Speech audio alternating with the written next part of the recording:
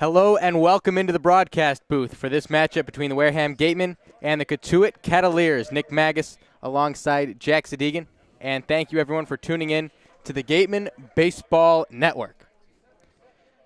Gatemen coming off a big win last night against Orleans. They took it 6-4 on the road, Jack, and finally a complete performance for the Gatemen.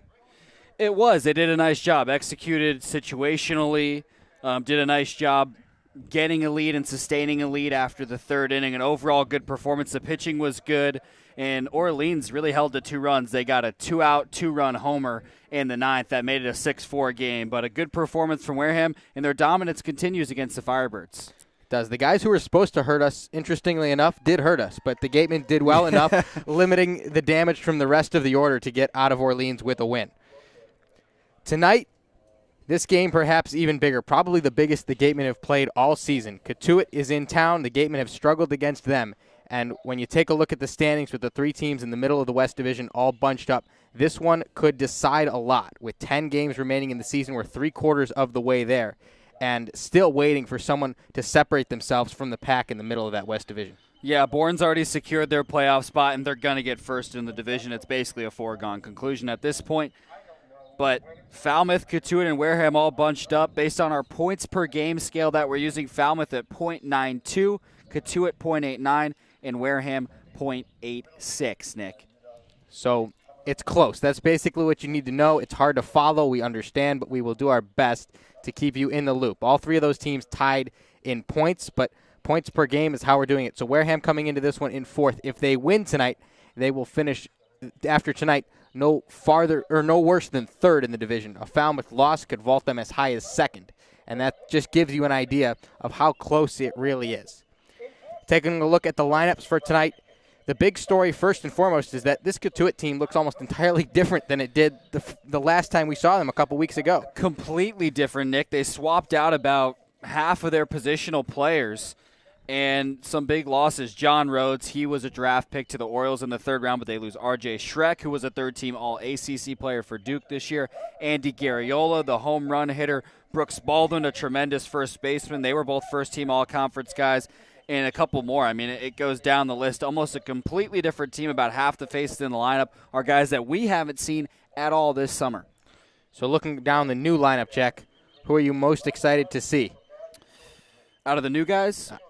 Or just the lineup tonight, basically who they've had and who we've seen before or who they have that's new. So I think Eric Brown, the second baseman, the Gateman killer, as we mentioned, 3 home runs, 7 RBIs against the Gatemen. Pretty much all his production has come against Wareham. Brett Roberts is another good hitter. He's got some power at DH today. He's heading to FSU in the fall.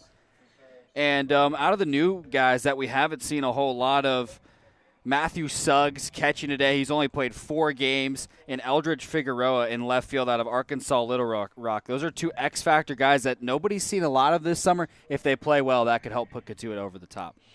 Cotuit has gotten the best of the Gatemen in 3 of the 4 games they've played so far. This one means a lot for Wareham, and they come out with a lineup that's a little bit different than what we've seen from them to this point in the season. Yeah, the big name that's missing is Owen Diodati. The first time this summer he is not in the lineup, Nick. He's been a mainstay in left field, but he gets a much-needed break tonight. Devereaux Harrison will be in left field. And other than that, the lineup looking relatively similar. Cameron James and Kellum Clark are hitting back-to-back. Again, James moves up to the 3rd spot and Kellum Clark into the cleanup spot. They've been hitting back-to-back all season, but it seems like they've just been inching their way up in the order. And Cameron James, with that first Cape League home run last night, moves up to 3rd. Kellum Clark in the cleanup spot. Jimmy Crooks back behind the plate after Anthony Frechette got the start last night.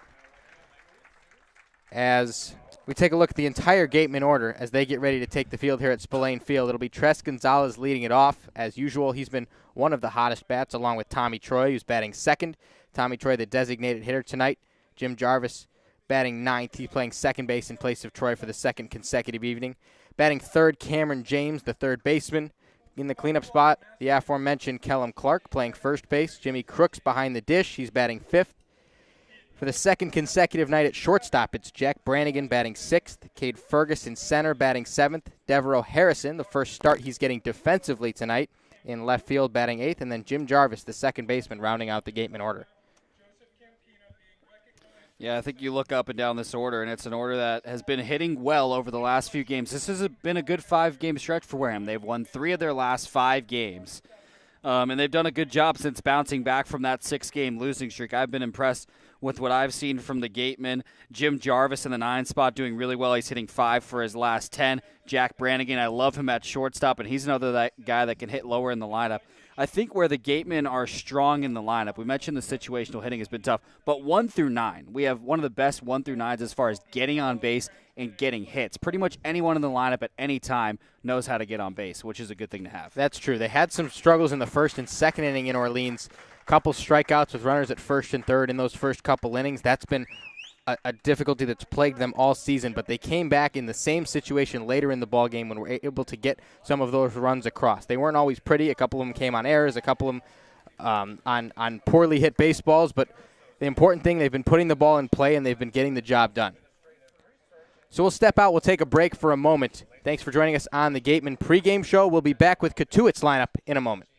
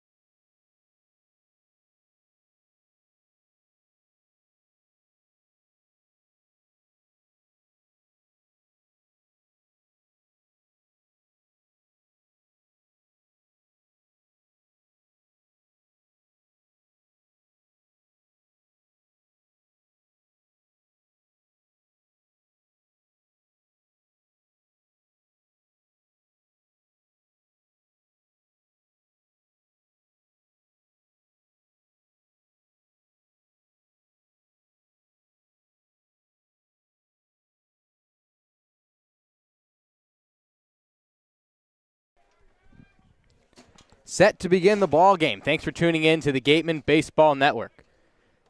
As Mac Anglin takes the mound for the Gatemen, and the first pitch is swung on and missed. Jace Grady cuts through a first pitch strike, and the count is 0-1. Yeah, Mac Anglin, the right-hander, threw 4 innings in his debut against Chatham, scoreless, as that pitch is cut on and missed him. Make it 0-2, Nick. Had 4 strikeouts, only gave up 1 hit, did a great job in his debut. A nice fastball, curveball, slider mix from the right-hander from Clemson. The 0-2 to Grady, misses outside. It'll be Jace Grady in center field, Carter Trice at third base, and Luke Gold at first base. The first 3 hitters for the Kettleers as they bat in the top of the first inning. Anglin out of the windup, nobody aboard, and that pitch is cut on and missed, strike 3.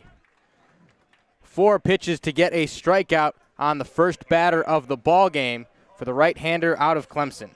Well, Mac Anglin is back at it, starting off with 4 pitches, 3 swings and misses.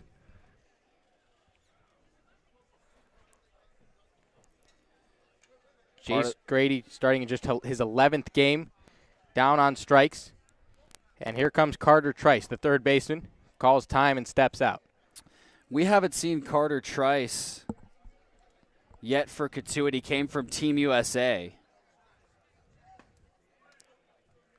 Anglin gets a first pitch across for strike 1. Plays third base for Old Dominion, had a tremendous year in the spring, Nick. That he did. A second-team All-American by Baseball America as that pitch misses outside, evens the count at 1. Hit .355, 14 homers, 54 RBIs, a .632 slugging percentage. Potentially a diamond in the rough coming on late for Cotuit as he checks it up, takes a strike. He did struggle for Team USA.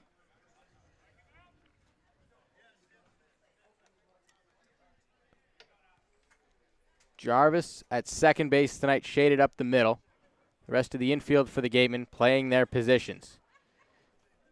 Anglin out of the windup, delivers the 1-2. Called strike 3 on the outside corner.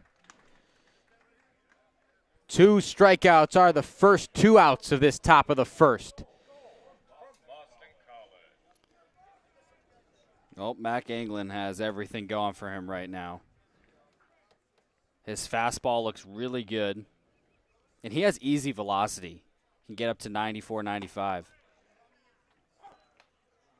No radar gun here at Spillane, so we won't be able to tell you exactly how fast he is, but he was up to 95 in Chatham as a fastball found the outside part for strike 1 to Luke Gold. Gold, a .263 hitter in the CCBL. 4 home runs on the season, and he's a guy that's been one of their most consistent producers that remains in the lineup as he takes a fastball high. We mentioned before the game a number of guys that have been steadfast, consistent producers for Cotuit are not with the team any longer. Some of them drafted, some of them exited, and now a 2-1 pitch finds the zone, evens the count at 2. Yeah, Luke Gold and the guy right behind him on deck, Eric Brown, have been the 2 guys that have been constants in this lineup this summer. Ryan Ritter as well, known more for his defense, but batting 8th tonight, has been started almost every game for Cotuit. There's a fastball high. The count goes full on the 3-hitter Luke Gold.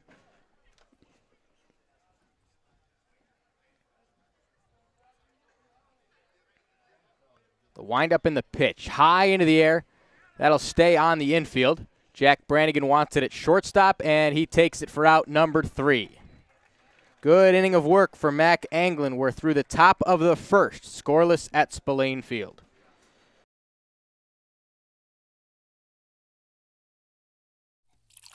Cape Cod Coca-Cola thanks you for supporting the Cape Cod Baseball League and for refreshing yourself with ice-cold Coca-Cola products. Please remember to recycle your empty bottles, cans, and all other recyclable materials. It takes only 6 recycled plastic bottles to make a new baseball cap.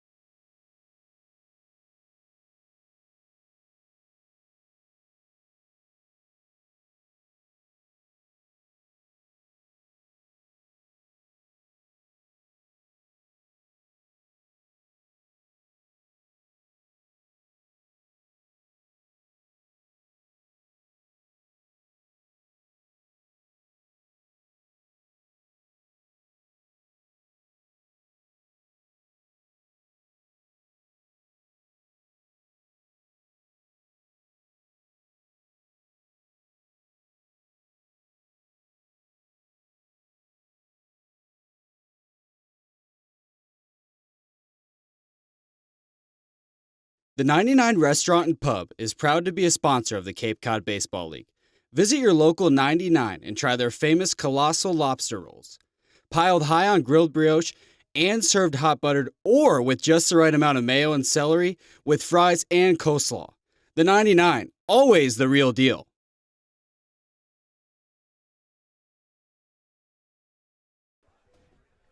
Bottom of the first inning with the Gatemen coming up to bat. Scoreless on the Gatemen Baseball Network. Nick Magas here with you alongside Jack Sadighian. So first coming to bat for the Gatemen is Tres Gonzalez. They'll face off against the left-hander out of Southern Miss, Dalton Rogers. We haven't seen Rogers this season pitch, but this is his fourth appearance. His third start, a 2.57 ERA in 7 innings. Giving up 5 hits and 6 walks. He has 10 strikeouts. Fastball, slider, changeup are his main 3. Fastball came first. It missed upstairs to Tres Gonzalez on a 6-game hit streak.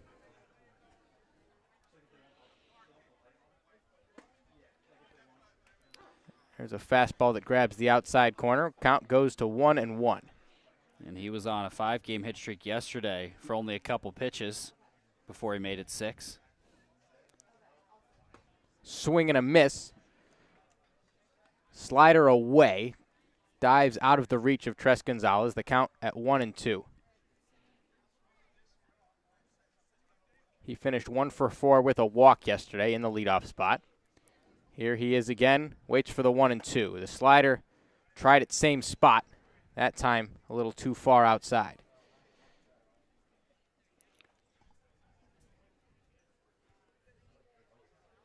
Two balls, 2 strikes to Gonzalez. The pitch, swing and a miss. Chased the high fastball, and that's strike 3. Both leadoff men for Cotuit and now Wareham strike out. Rogers uses the fastball, Nick, and the slider as his main 2 strikeout pitches. Tried to strike out Gonzalez with the slider a couple times, missed, and then goes back to the fastball and gets Gonzalez to chase some high heat. Nice job by Rogers comboing his 2 best pitches against Gonzalez.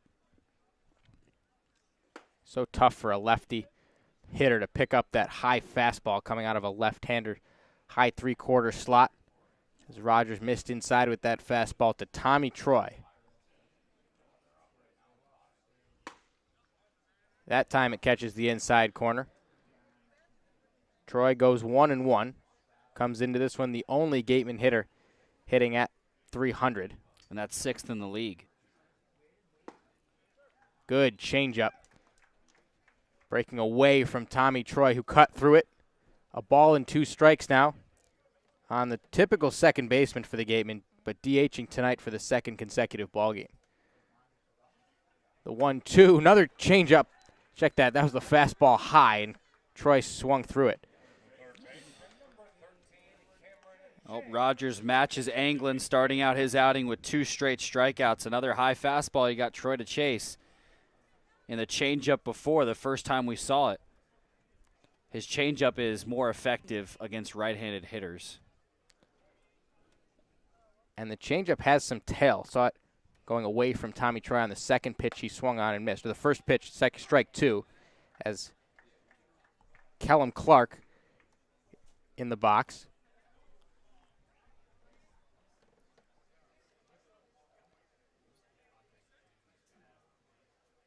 The 0-1, cut on and missed. A good fastball running in on the hands of Clark, and that was the point I was going to make a moment ago, is that fastball with so much movement. The changeup moving that same direction to the arm side, but the bottom drops out of it. That time, the fastball riding through the zone, and he's got Clark 0-2. That fastball misses away. The count goes to a ball and 2 strikes.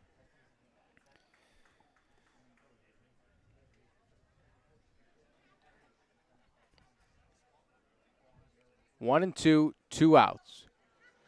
Scoreless game as the pitch to Clark misses high. Both him and Cameron James, who's on deck, have been playing much better baseball the last couple of games. The 2-2 pitch. Breaking ball stayed upstairs. Count goes full. Nice take by Clark.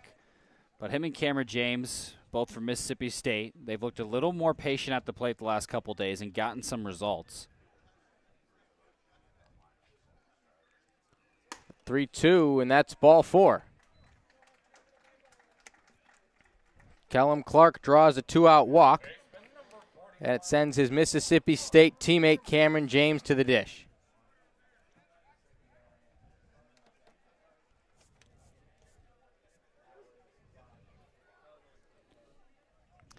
Well, Cameron James yesterday, Nick, after Diodati singled with 2 outs, hit a home run.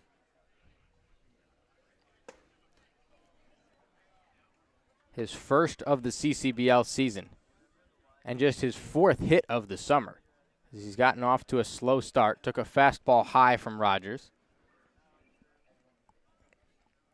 but a shot off the bat to left center field that had everybody in the ballpark confused for a moment as to whether or not it got out. Well, he didn't even know if it was out either. I don't think anybody did. As he takes a strike there. Jared McKenzie made a good attempt at it, and we thought maybe he came up with the ball for a minute. He did not, and then later robbed Cade Kern of a home run in a similar spot. So gave him the benefit of the doubt and didn't get it as James fouls a pitch off to the right side. And hopefully James can carry his momentum from the last couple of games. He was 2 for 4 the game before that. 3 of his 4 Cape League hits coming in the last 2 games. Jimmy Crook's shin guards on with 2 outs, waits on deck. Clark takes off with the pitch. It's a check swing. The throw down is not in time. But they say he went around, so that'll be strike 3. Cameron James goes down on strikes, and that will do it for the bottom of the first. We're scoreless here on the Gatemen Baseball Network.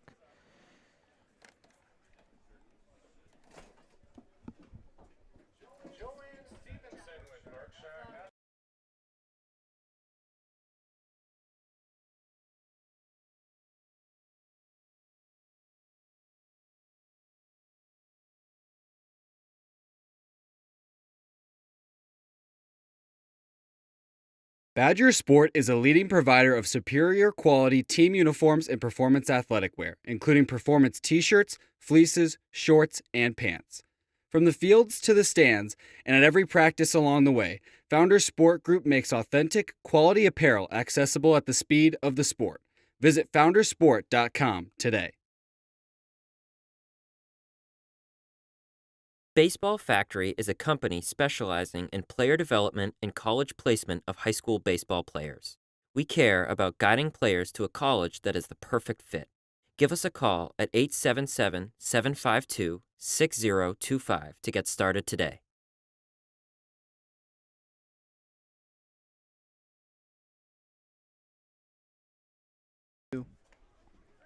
Mac Anglin worked a clean first, the right-hander out of Clemson. Been good for as far as we've seen him. The first start came in Chatham, and now here he is again against Cotuit. Scoreless game as we enter the second inning. And he worked so fast at the top of the first, we didn't even get to take you around the infield. So we'll do that now. Cameron James starting at third base for the Gatemen. Jack Brannigan at shortstop. Jim Jarvis at second base. Kellum Clark over there at first. And then from around the outfield from left to right, Devereaux Harrison getting his first start in left field. And then Cade Ferguson center. Tres Gonzalez in right field. So that's how the defense lines up for the Gatemen as Jimmy Crooks behind the plate. Catches a pitch, takes it for a ball. Does Eric Brown, the second baseman. Batting fourth tonight for Cotuit. Base is empty. So we start the second inning as that one's grounded to the third baseman. Cameron James up with it, takes his time, and gets it to his teammate at first base for out number 1. Nice job by Cameron James on that grounder. He was playing up in the infield grass, so a hot shot like that is tough for him to make a play, but had it on a hop cleanly and a strike to first.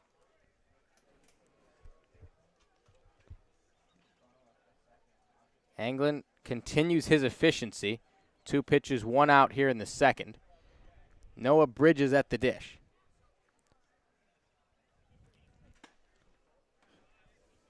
Breaking ball just missed outside.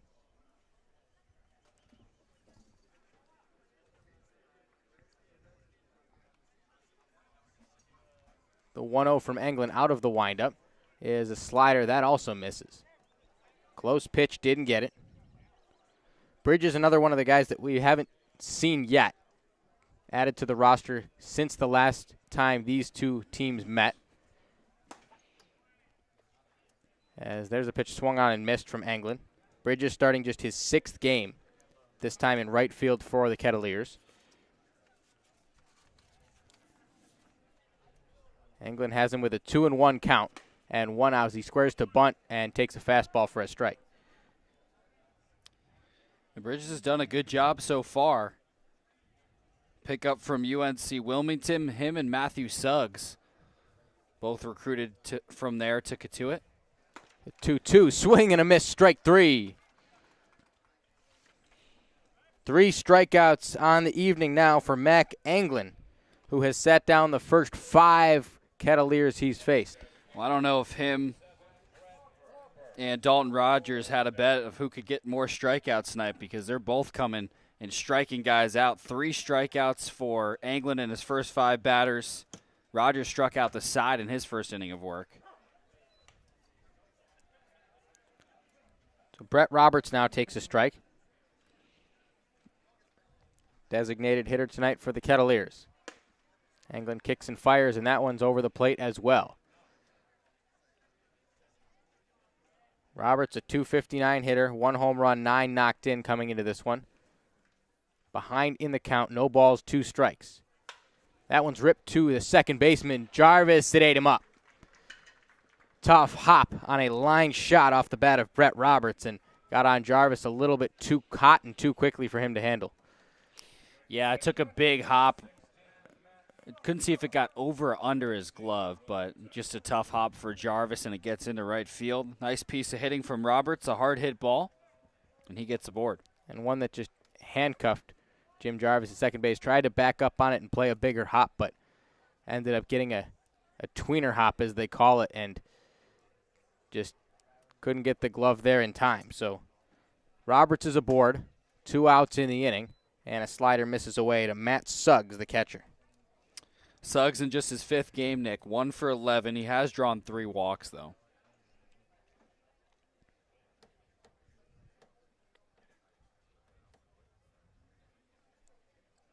Waits for the 1-0 from England.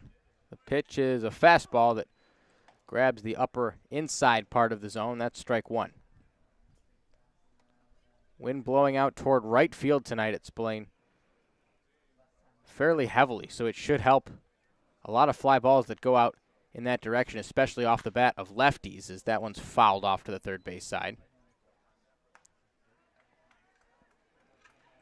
Yeah, it's typically where the wind blows at Spillane, but we haven't seen that the last couple home games. It's either been no wind or slightly coming in from right. Not normal. Not a pitcher-friendly ballpark tonight. England hasn't seemed to mind. As now the runner takes off for second base. The pitch is outside. The throw down from Crooks. Got him! Jimmy Crooks shoots down yet another runner. And that gets us out of the second. Still scoreless on the Gatemen Baseball Network.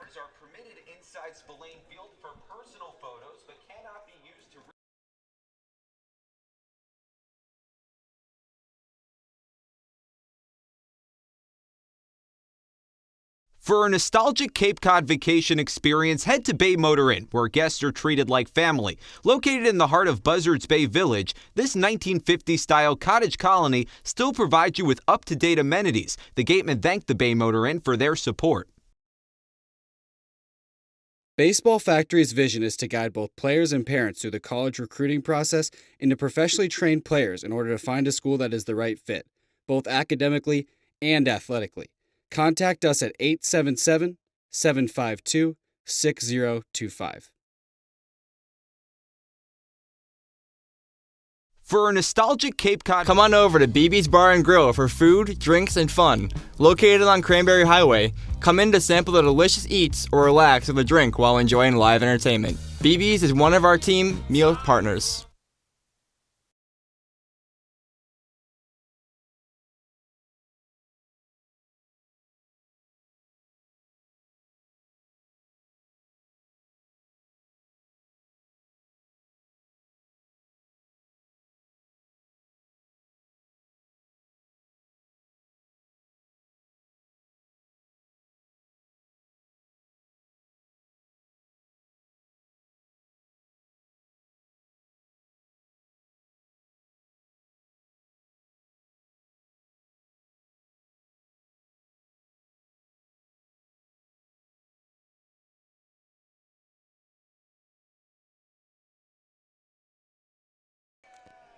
0-0 as we start the bottom of the second inning on the Gatemen Baseball Network.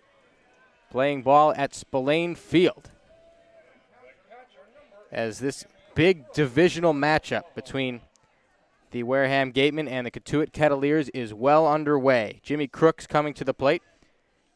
The Gatemen got a runner aboard by way of the walk. That was Kellum Clark in the bottom of the first inning, but nobody has scored for either team to this point as Crooks fouls off the first pitch he sees. And other than that, Dalton Rogers was very good. Struck out the side and continues the success he's had here through 8 innings in the Cape League. Yeah, did a good job in the first. Good strikeout stuff from Rogers, which we knew he had coming into the game. The movement on the fastball is what's impressed me most. Tailing hard to that arm side and running in on the left-handed hitters for the Gatemen. A number of them we've seen so far between Kellum Clark and Tres Gonzalez. Now Jimmy Crooks, who took a strike and falls behind 0-2. Fastball again misses away.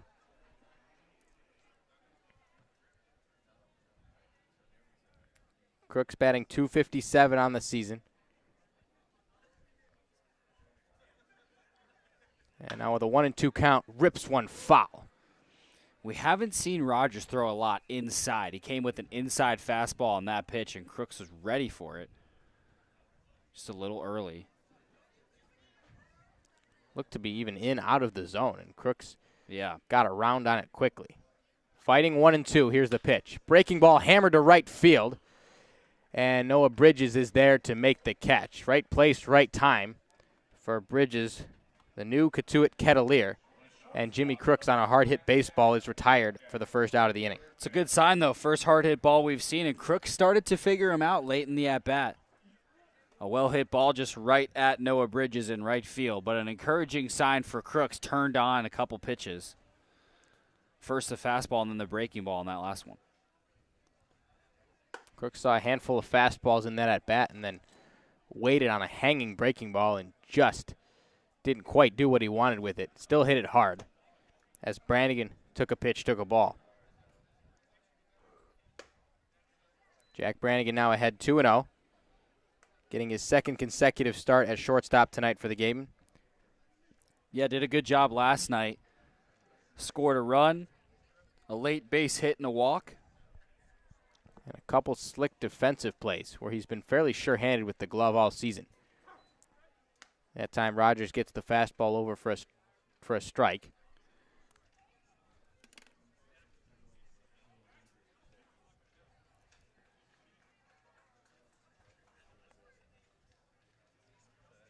Rogers out of the windup with nobody on base, and that pitch is cut on and missed. The pitch that the Gatemen have struggled with so far is that high fastball. Has that late life that you've been talking about, Nick.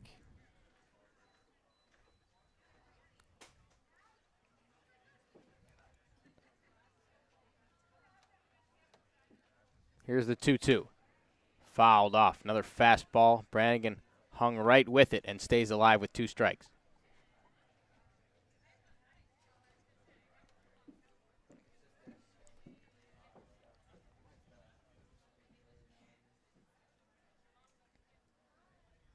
Another try with the 2-2. Fastball up and away, and that fills the count.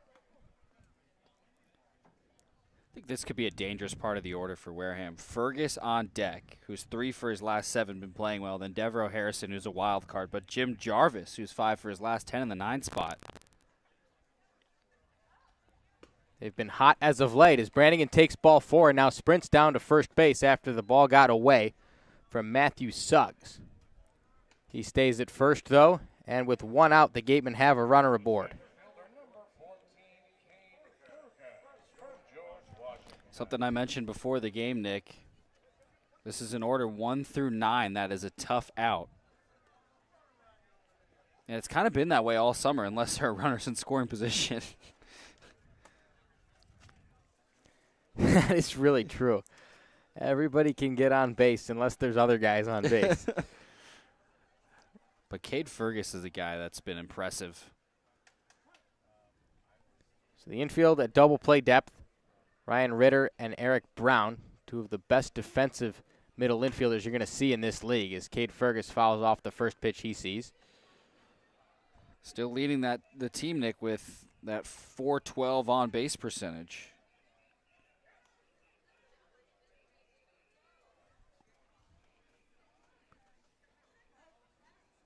He's as patient as any hitter on the Gatemen team. Throw goes to first base to check on Brannigan, who has a quiet lead over there at first base.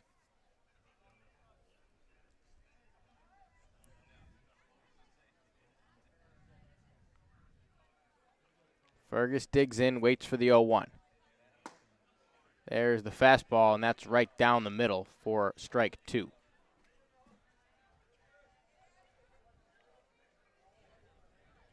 Surprised Fergus didn't pull the trigger on that pitch. It was a fastball right there, and with an 0-1 count. Not going to see another one of those. The 0-2, another fastball that's high, and that's swung on and missed. Cade Fergus down on strikes. That's the 4th recorded by Dalton Rogers. And out number 2 here in the bottom of the 2nd. Yeah, nice job. Got an 0-1 fastball that you mentioned Fergus probably should have taken a cut at, and then 0-2, just tough to do anything. Tried to take an inside pitch, but it was just a well-located fastball from Rogers. So here's Devereaux Harrison getting his first start in the batting order tonight for the Gatemen. Saw him on the mound early in the season. Also had one at-bat as a pinch hitter where he singled. So he comes into this one hitting 1,000. And best average on the team? Believe it or not, nobody's hitting better than 1,000. As Brannigan takes off, the throw goes to first, and now Brown at second base. And Brannigan's tagged out. Another runner for the Gatemen cut down on the base paths, as the latest victim to a lefty pickoff move is Jack Brannigan. Devereaux Harrison will lead it off when we come back. First, the top of the 3rd on the Gatemen Baseball Network.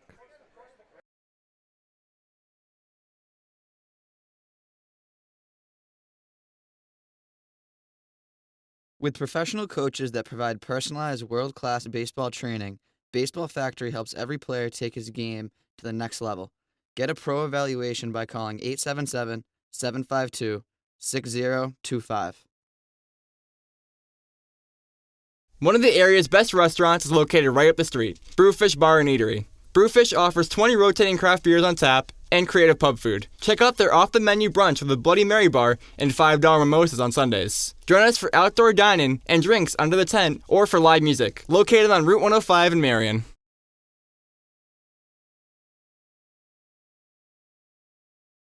Cape Cod Healthcare is committed to coordinating and delivering the highest quality healthcare services which enhance the health of all Cape Cod residents and visitors. You can expect this level of patient-centered care throughout our entire healthcare system.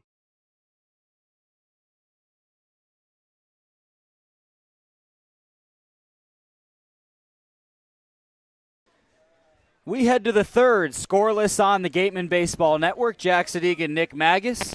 Mac Anglin, his 3rd inning of work. He's already done well through 2, Nick. 3 strikeouts, and he's seen the minimum, 6 batters. Mixing the fastball, the curveball, and the slider. A rare 3-pitch mix that doesn't include a changeup, but love to see what Mac Anglin's been working with so far, and he's been effective so far in his first 2 starts for the Gatemen. Start the 3rd off against Matthew Suggs and delivers him a slider outside for ball 1. Suggs, in just his 5th game this season, he's 1 for 11, has drawn 3 walks. The 1-0, chopped foul at the Cotuit dugout. Suggs came up in the 2nd, but Brett Roberts was caught stealing, so Suggs had to wait a little bit longer for his first at-bat of the game. 2 caught stealings to end both the top of the 2nd and then the bottom of the 2nd, 1 for each team. The 1-1, a fastball high and inside, 2-1. Suggs out of UNC Wilmington put together a nice year there this season. 286 average, 11 home runs, 38 RBI.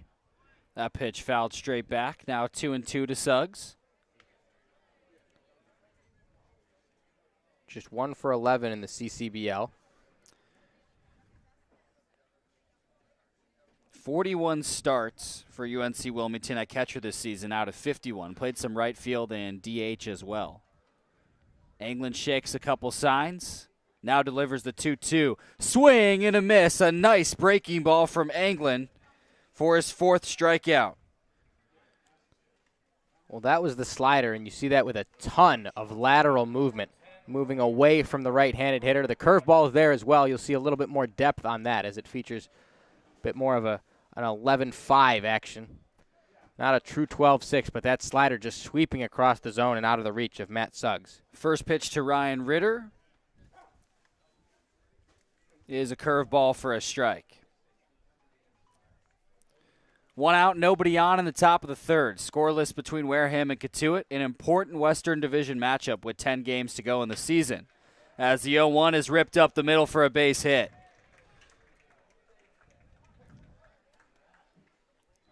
Ritter starts his night with a single. And it brings up the 9-hitter Eldridge Figueroa. Ritter, the lone base runner on first with 1 away in the top of the 3rd. 0-0 game. As the left-handed hitter Figueroa works his way into the box. Playing left field today out of University of Arkansas Little Rock. And the first pitch to him is a fastball outside for ball 1. Played in just a couple games to this point for Cotuit. Feels like we're saying that a lot tonight, Jack, but that's the way it's been. He's 1 for 4 on the season in 2 games. That pitch, a fastball, low and inside, 2-0. Cameron James, the third baseman, playing up near the grass. Everyone else relatively straight up. Brannigan is slightly shaded towards second from his spot at shortstop. The 2-0 pitch, a fastball for a strikeout on the outer half.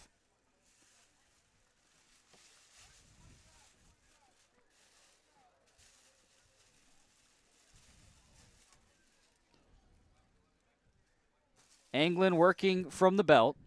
2-1 pitch. Shot up the middle and off Anglin's glove. Has it on the mound and throws it to first for the 2nd out. That was a hot shot for Anglin, but he did a nice job stopping it, getting it to first. Ritter advancing to 2nd on the play.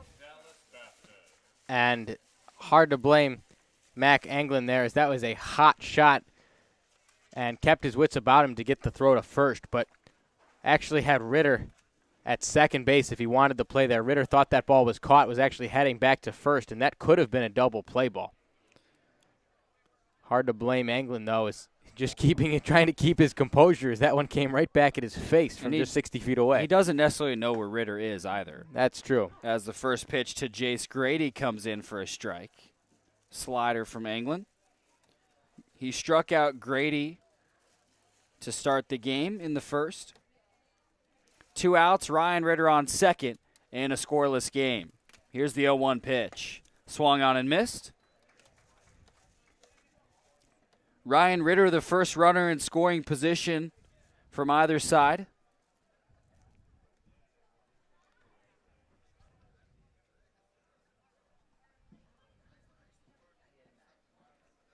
(0-2) dropped by Crooks, but it's called strike 3. Crooks has to deliver a throw to first. He does for the 3rd out. Mac Anglin now with 5 strikeouts through 3 scoreless innings. And we will toss it to our sideline reporter, Julia Joseph, who has Owen Diodati by the dugout.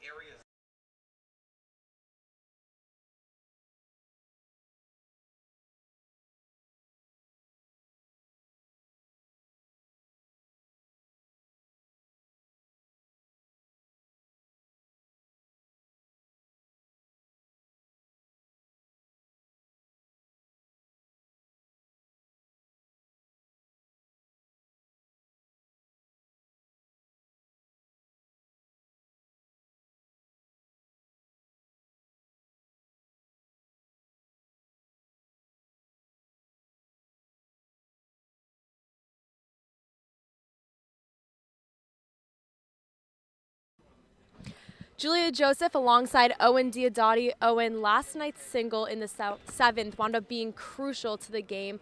You were the only runner on base. There's 2 outs, and Cameron James comes in, hits a 2-run homer to bring you both home. How important was this play in relation to last night's win? Yeah, it was really important. Obviously, they got that home run in the ninth. That would have been obviously the tying run if we hadn't gotten that 2-run home run. So in that moment, we kind of had 2 quick outs early in the game, and it hadn't been my game so far, but just came up, tried to keep things simple, and put the ball in play. I wouldn't say it wasn't your game because you did have that sacrifice fly, which brought in Gonzalez. But tonight, a rare sighting. We don't see you in the lineup, a well-deserved night off. How will you take tonight to regroup and come back strong tomorrow? Just be the best cheerleader I can be for my teammates, and be supportive and enjoy the time off, and be ready to come back and play tomorrow. Can you give us a cheer right now? I don't know if I got one. Just go Gatemen. Go Gatemen. Back to you guys.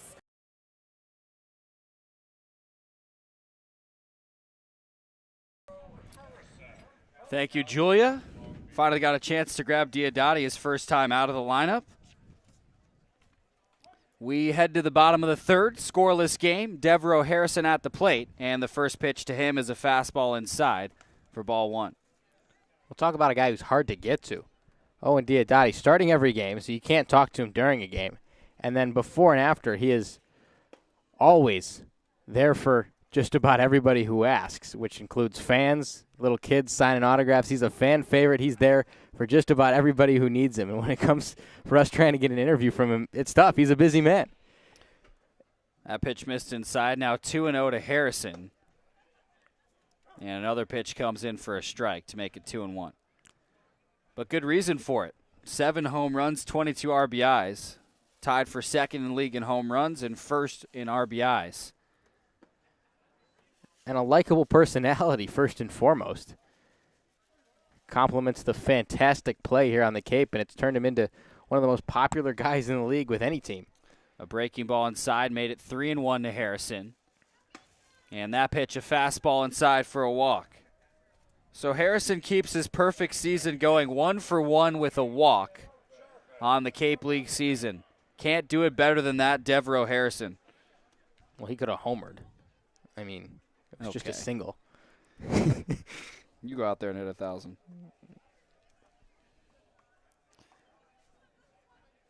Brings up the 9-hitter, Jim Jarvis. Jarvis 5 for his last 10, Nick. He's drawn a couple walks. Has an RBI and a double in that span. And fouls the first pitch back.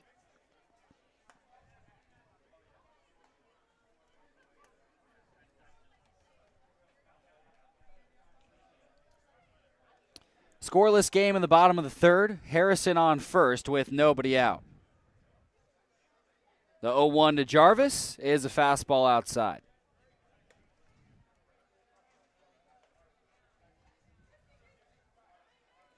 Jarvis starting to make the 9 spot his new home, Nick. And he's looked good there so far. Flipping the order a number of times for the Gatemen. Referred to that spot as the second leadoff spot, and I couldn't agree more. So many times you see him up at bat early in innings. In this situation, a perfect example. A chance for him to get on base and then throw it to the top of the order with runners aboard. The 1-1 is a slider outside. Playing second base today. We've seen him at shortstop a lot this summer.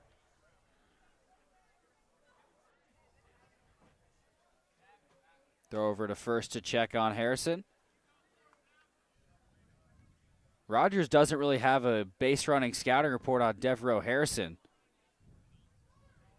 but he has a sizable lead off first.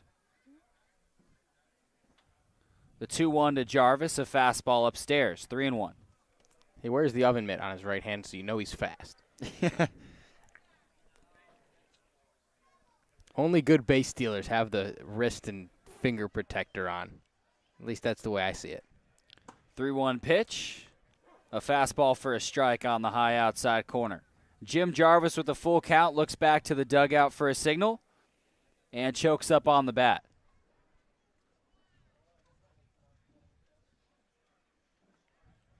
Harrison a few steps off first. Another throw to chase him back to the bag.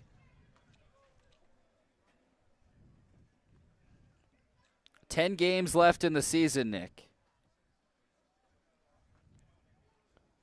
3/4 of the way there. Payoff pitch to Jarvis, fouled back.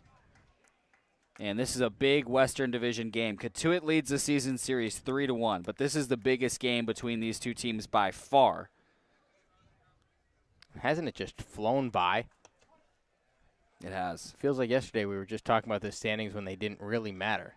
And now we're getting into it, and it's getting heated in the West Division. Another payoff pitch fouled back by Jarvis. Of course, in a 40-game season, every game matters, and we're starting to see why as it comes down to the wire. And you start to look back on the season at some of the opportunities taken advantage of and then some of the missed opportunities and think about how they affected the course of things going forward with such a short season. Harrison on first, nobody out. Another payoff pitch and another foul back from Jarvis. Cotuit is third, one spot ahead of Wareham in the West. In Falmouth, 2 spots ahead. But all three teams combined at 24 total points. Cotuit .03 points per game ahead of Wareham, and Falmouth .06 points per game ahead of Wareham. Another payoff and another foul back. That doesn't mean anything to anybody listening, .03 points per game. So we'll just tell you, Falmouth has the same number of points in 2 fewer games than Wareham. That's really the difference here. So Wareham needs to win tonight, and Falmouth needs to lose for Wareham to move into second place. Yeah, we apologize. It's just hard to It is hard to articulate. yeah. Exactly. 4 straight foul backs from Jarvis, and another payoff pitch is a fastball upstairs. As we're rambling here about the standings, Jarvis is putting together a wonderful at-bat, as he has done so many times, no matter where he hits in the order. That time with a full count, fouling off 4 or 5 pitches and reaching first base by way of the walk, and as we said earlier, more importantly, giving the top of the order a chance to score a couple runs. And it forces Mike Roberts to visit the mound. His 17th season managing Cotuit. He's won a championship 3 times with the Kettleers. But the top of the order looming, as you said, Nick. Tres Gonzalez due at the plate. Rogers has not surrendered a hit but 4 walks and back-to-back walks to start the bottom of the 3rd. Puts Wareham's first runner of the night in scoring position. Devereaux Harrison at second and Jim Jarvis at first. And still nobody out. Well, if there's a guy from that dugout that I could pick to come to the plate in this situation, it would be the next 2 guys coming to bat, Tres Gonzalez and Tommy Troy.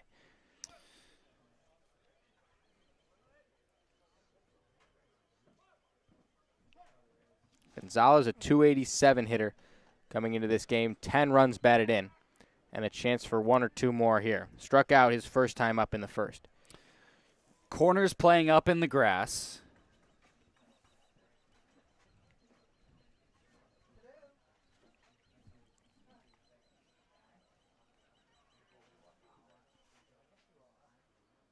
And the middle infielders pinched in and playing up as well. The first pitch to Gonzalez is a fastball low, 1-0. Well, they're anticipating a bunt, and Tres Gonzalez did square before he pulled back on the low pitch. I'd tell him to swing away here, but I could see either scenario. Rogers will look at second. Now he throws that way. Harrison back without a slide.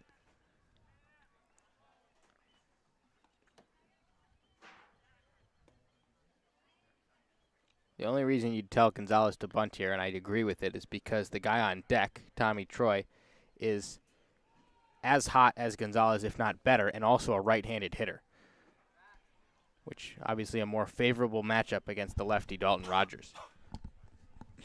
Yeah, you're right about that, Nick.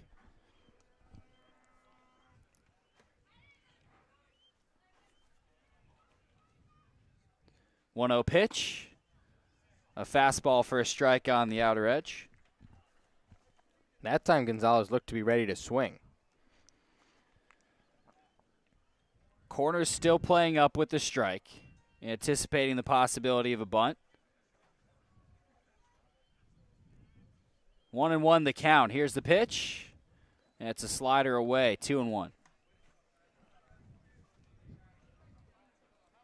Scoreless game in the bottom of the third. Wareham with runners on first and second and nobody out. Their leadoff man, Tres Gonzalez, at the plate. Playing right field today out of Georgia Tech. And on a 6-game hit streak. 2-1. A breaking ball for a strike on the high outside corner.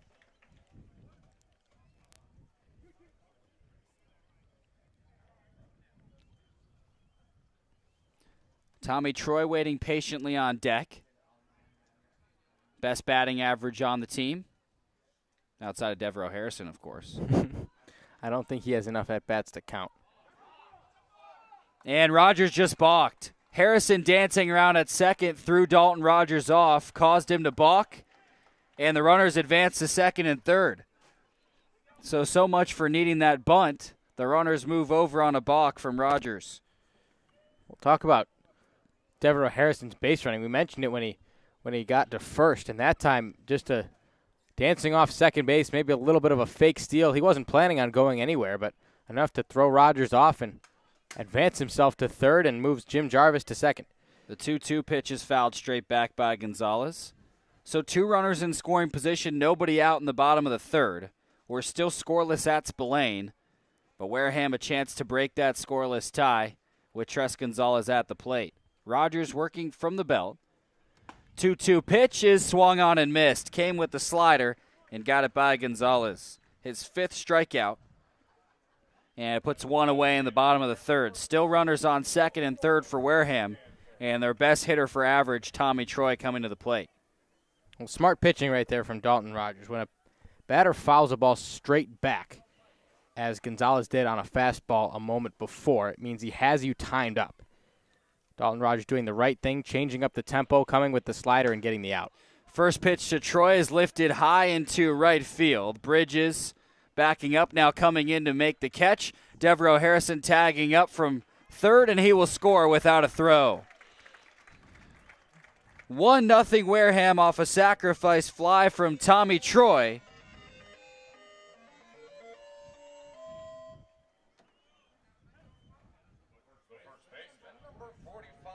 And it brings up Kellum Clark, the left-handed hitter out of Mississippi State. Jim Jarvis, now the lone base runner, on second.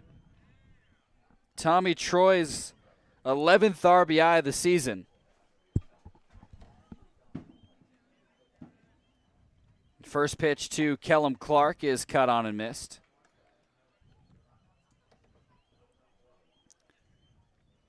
Clark, a .222 hitter so far this season, walked in his first trip in the first inning. Ultimately stranded at first as Dalton Rogers did strike out the side. The 0-1, a slider outside, 1-1.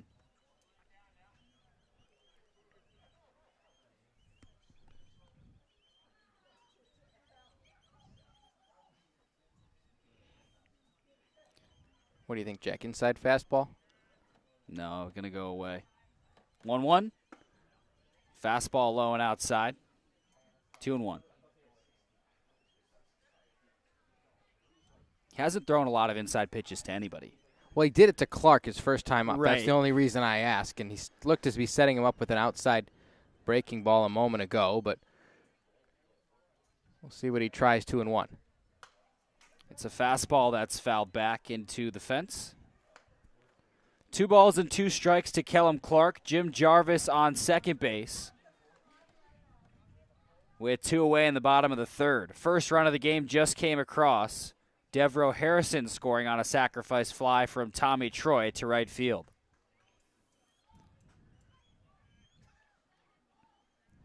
The 2-2.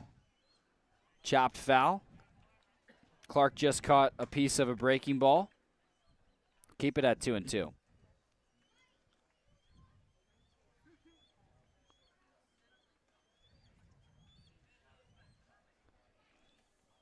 This inning started with back-to-back walks. Gatemen are still hitless, but do have the first run of the game. Fake throw to second from Rogers. Chases Jarvis back to the bag.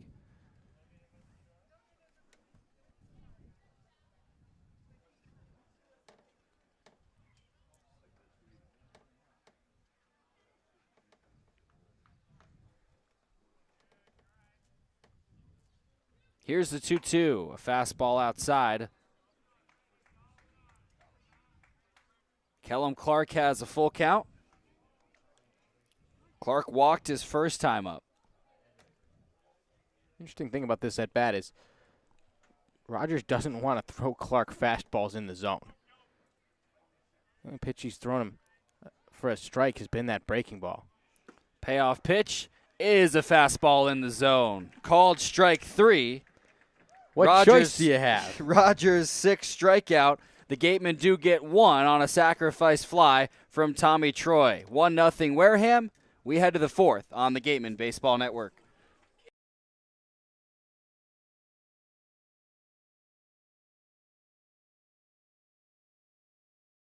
Imagine waking up to a seaside breeze, a fishing fleet leaving for work, and a crimson sun rising over seals relaxing on the sandbars.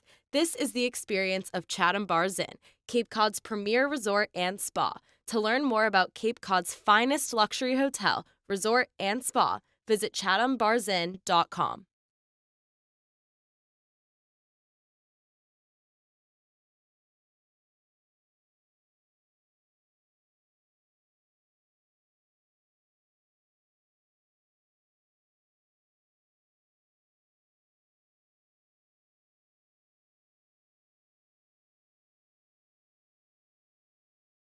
Cape Cod Healthcare offers a comprehensive array of medical services delivered by top-notch teams of healthcare providers.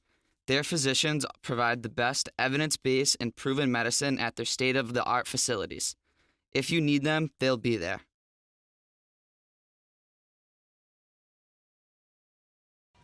One nothing Wareham after a sacrifice fly from Tommy Troy. And we head to the top of the 4th. Jack Sadighian, Nick Magas. Mac Anglin still on the mound. He's done a good job so far through 3, only giving up a couple hits, and he has 5 strikeouts. Gatemen manufacturing a run in the bottom of the 3rd inning.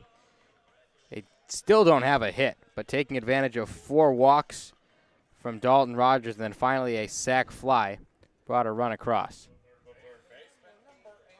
Something they've struggled to do all season has been manufacture runs.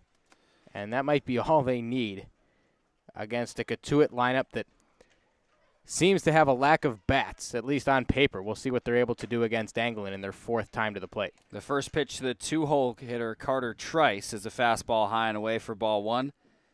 But Cotuit's bats have been struggling recently. The Kettleers have lost 6 of their last 7. And their hitting has been a main reason for that. Only 20 runs over those 7 games, Nick, and they had 3 games with only 1 run. Well, when you lose some of the players like they did, that tends to happen. That pitch, a slider for a strike on the outer half, 1-1. Trice struck out looking his first time up. The toughest part about summer baseball at the college level, there's just so much turnover. And we've talked about it mostly in a positive way over the course of this season as the Gatemen have continued to get guys later in the summer who are going to contribute to the team. But we also haven't factored in much the detriment that it can have when good players leave. A pitch missed inside, and now another misses inside to make it 3 balls and a strike to Trice. The difference is a lot of that turnover comes on the pitching side because guys come in with pitch counts. They're only going to make a certain number of starts or have a certain number of appearances because pitchers can't throw all summer. Hitters, on the other hand, tend to stay relatively consistent, and that has not been the case for Cotuit. A 3-1 pitch is cut on and missed. Full count for Carter Trice. We mentioned all the guys they've lost. Trice is one who was a good addition. They've all been good additions. I mean, not to take anything Right. away from the guys who they've brought in, but some real studs that have left the Cotuit lineup since the last time we saw them. The payoff pitch is a fastball just outside, and Trice draws a leadoff walk in the 4th. That's a tying run on first for Cotuit, and Luke Gold comes to the plate after popping out his first time up. Nobody out in the top of the 4th. For the 3-hitter, Luke Gold playing first base and out of Boston College. First pitch to him is a fastball outside. .316 hitter this year at BC. number 5 shortstop out of the state of New York. That's according to Perfect Game. And New York has a decent amount of talent come out of the state, as the 1-0 is hammered foul down the left field line. Not gotten a chance to talk about Devereaux Harrison's defense yet. We've seen him at the plate now a couple times. Saw him on the base paths do a very nice job, but yet to see any action out there in his first time in left field. The 1-1 is a fastball fouled away. And I wouldn't want to see him tested for the first time on a ball as hard as Luke Gold just hit 2 pitches ago. We gave it a little courtesy trot over there toward the corner before realizing, like everybody else, it was going well foul, as hard as Gold did hit it. The 1-2 from Anglin. Fastball well outside. Carter Trice drew the leadoff walk. He's on first. Nobody out in the top of the 4th. And Luke Gold with 2 balls and 2 strikes in the right-handed batter's box. Anglin likes the sign, working from the belt. Here's the pitch. It's a breaking ball just inside. Full count.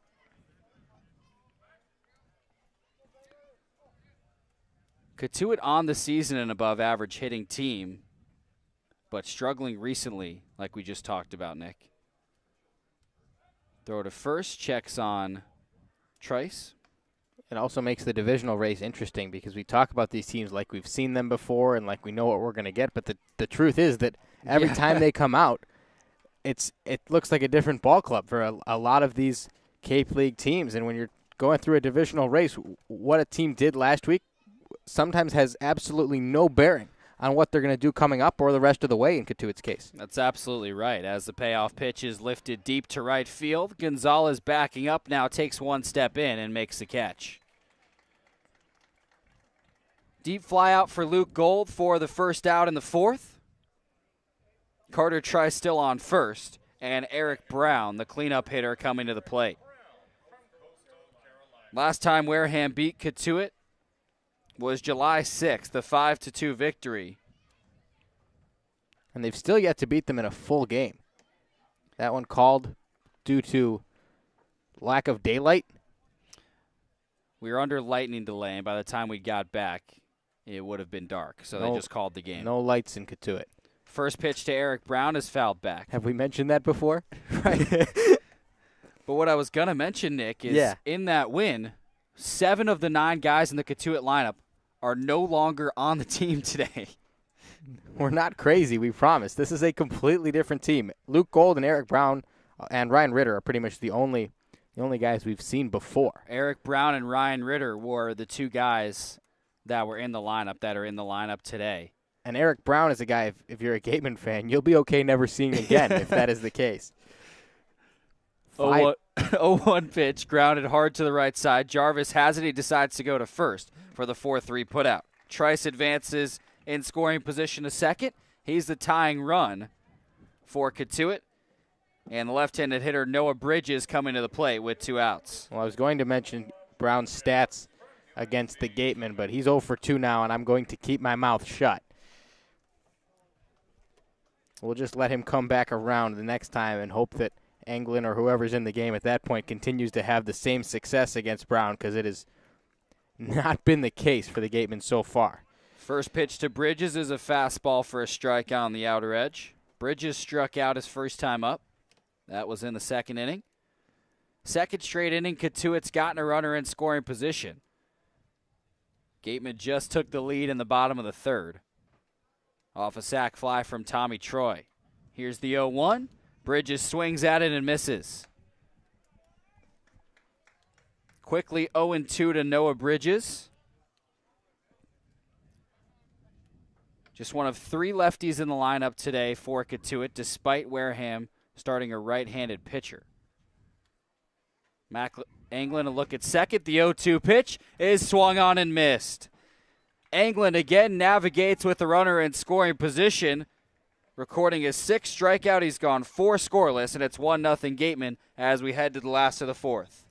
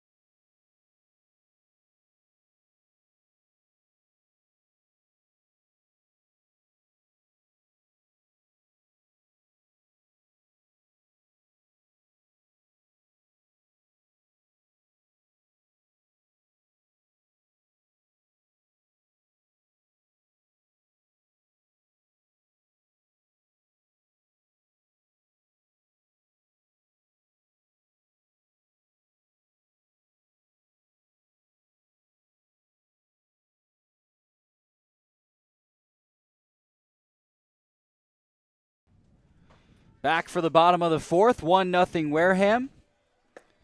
Dalton Rogers is still on the mound for the Kettleers.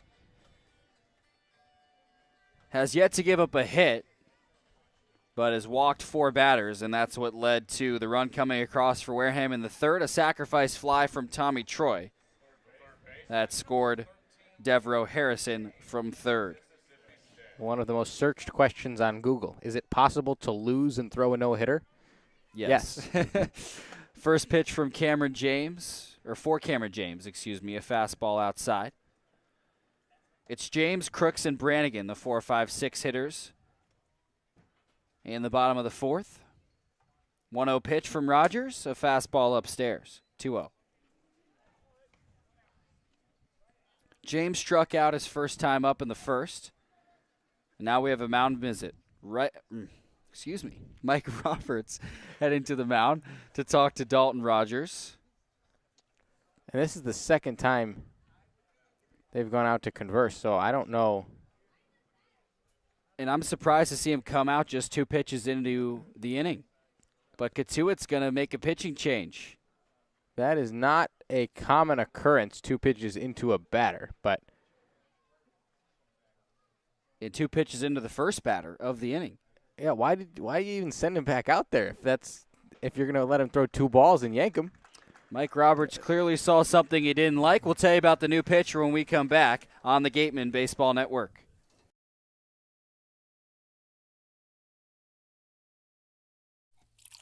Cape Cod Coca-Cola thanks you for supporting the Cape Cod Baseball League and for refreshing yourself with ice-cold Coca-Cola products.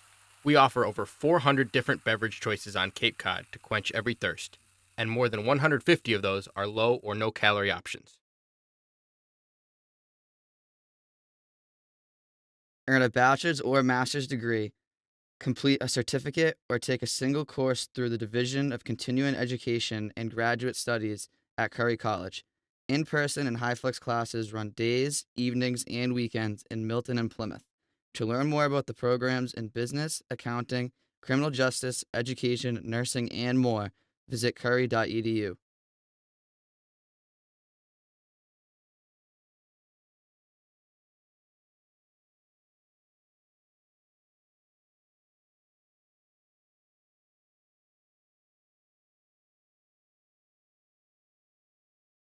One nothing Wareham, a pitching change, 2 pitches into the bottom of the fourth. It's a 2-0 count on Cameron James. Mike Roberts did not like the 2 fastballs he saw, decided to pull Dalton Rogers, and out comes Trevor Kunkel, the right-hander out of George Washington. Well, first of all, apparently Roberts is known for pulling pitchers in the middle of batters, which happens from time to time, but I have never seen it happen to start an inning like that. But either way, he has a plan, and we're going to trust his plan with the Gatemen at the plate. So Kunkel comes on. Haven't seen him much this season. This is just his 3rd appearance, but he has not allowed an earned run through 3 1/3. See him coming from a low slot on the right side as Cameron James will get back in there for the Gatemen. Has a 2-0 count.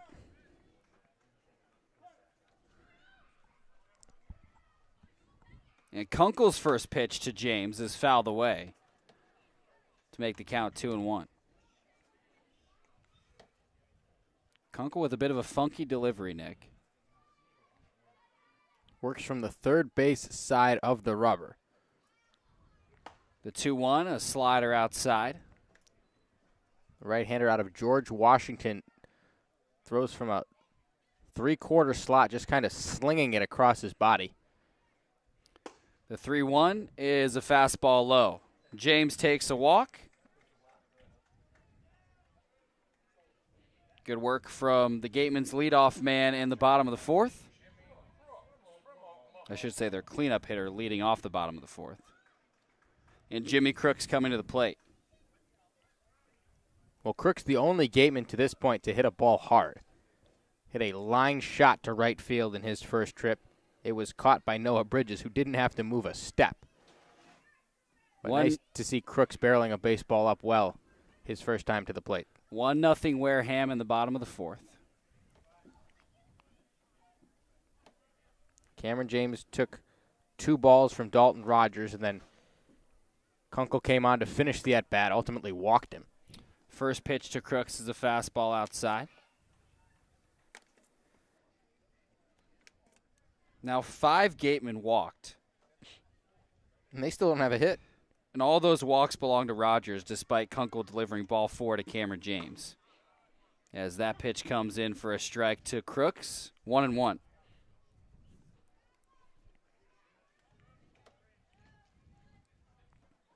Hits are overrated, Nick. I don't think that's true. What do you want me to say to that?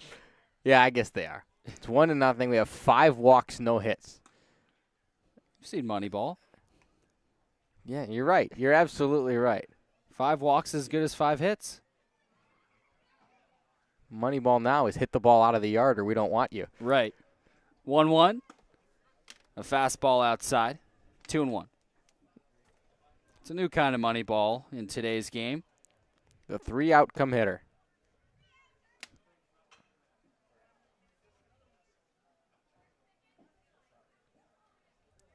James a sizable lead off of first. The 2-1 pitch is a fastball for a strike on the outer edge.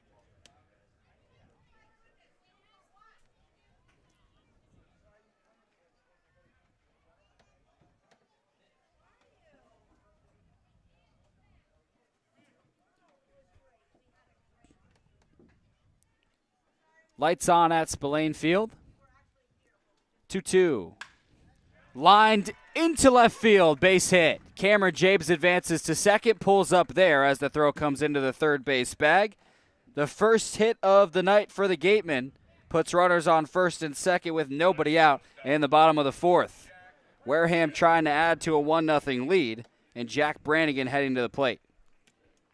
Well, hits are still overrated, Jack. But that one was pretty from Jimmy Crooks. Got an outside pitch, let it get deep, and letting his hands explode at the last second, driving it the other way, doing exactly what you want to do with a pitch in that location, not trying to do too much, and the Gatemen are in business with nobody out in the fourth.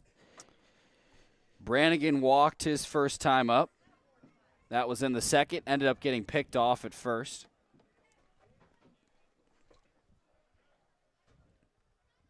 Gateman's only run came off a sacrifice fly from Tommy Troy in the last inning. As the first pitch to Brannigan is lifted to right field. On the run, Bridges makes the catch. Crooks off the first base bag. The throw to first is in time. Cameron James advances to third in the commotion, but what a play from Noah Bridges. Makes a catch on the run and then gets Crooks at the first base bag for a double play. And that's just tough base running from Jimmy Crooks. It's a ball that's tough to get a read on because it's tailing toward the line. Tough to tell if Noah Bridges was going to be able to get to it. But he had a good jump. He caught it easily, and Crooks was way too far off the bag for where he needed to be in that situation. So a fly out and then a 9-3 for the double play as the first pitch to Fergus is swung on and missed. And Cameron James on third with 2 away. And Wareham up 1-0 in the bottom of the fourth. And you said it right there, Jack, 2 away. And that, even though Cameron James is on third, that is a big out because now that runner on third with 2 outs doesn't mean nearly as much as it otherwise would. That pitch swung on and missed, a breaking ball, and it's quickly 0-2 to Fergus. Fergus struck out his first time up in the second. That was a heck of a play from Noah Bridges in right field. Might save Cotuit a run. 0-2. A fastball called for strike 3. Noah Bridges makes an excellent double play, catching a ball in right, and then throwing Crooks out at first, and Cameron James is left stranded on the third base bag. Still a 1-run Gateman lead through 4 on the Gateman Baseball Network.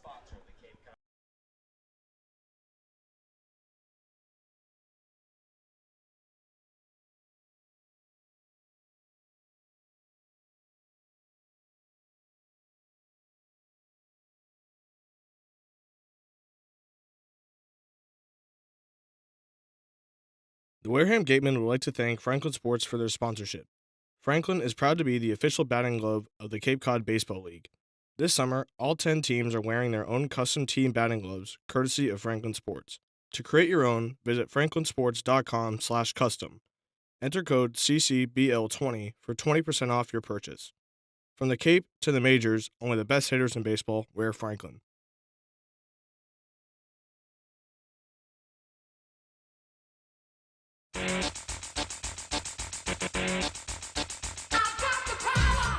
Feel the power of a GMC.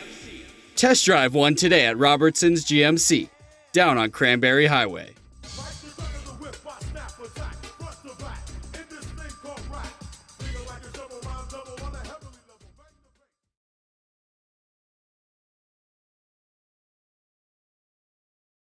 Wareham House of Pizza has been serving Wareham and Marion for over 40 years with steak and cheese, pizza, and subs. Located in Shaw's Plaza, head on over for pickup or let them deliver to you.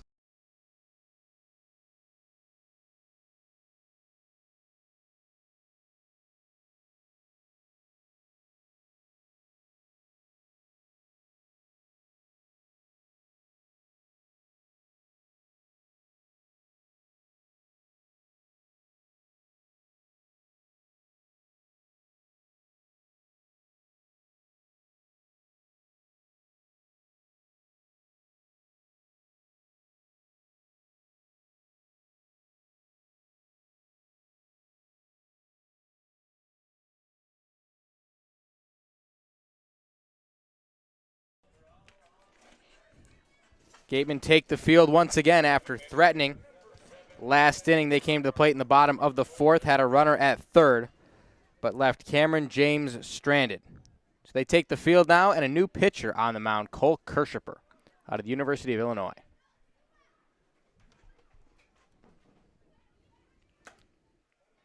First pitch from the southpaw is a fastball taken outside by Brett Roberts. Well, we saw Kirschipper against Chatham. It was the same combo for Wareham. Anglin followed by Kirschipper, righty to a lefty, as Roberts takes a fastball for a strike. But Kirschipper, 4 scoreless innings. He was dominant in that outing, struck out 9 batters. Another fastball fouled off. And Kirschipper has a fastball that'll sit low 90s, a slider, and a curveball as well. His number's a little high coming from the U of I, but we talked about in his first outing how that is a ballpark that is extremely hitter-friendly. Like so much of the Big Ten, as a fastball misses off the inside corner. Dominant was the perfect word for it in his first outing in Chatham. 4 innings pitched, 9 strikeouts. The 2-2 fouled off once again. Brett Roberts battling into this game, hitting .259, a home run, 9 knocked in.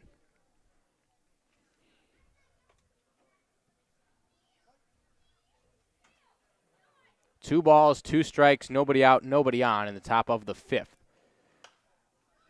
Gatemen lead 1-0 as once again Brett Roberts fouls off a Kirschipper fastball. Roberts is a good hitter, single this first time up. I'm surprised they haven't moved him up higher in the order this summer. And by that, I mean Cotuit. The 2-2. Swing and a miss, strike 3. Kirschipper got him with the slider, and that is number 10 on the season.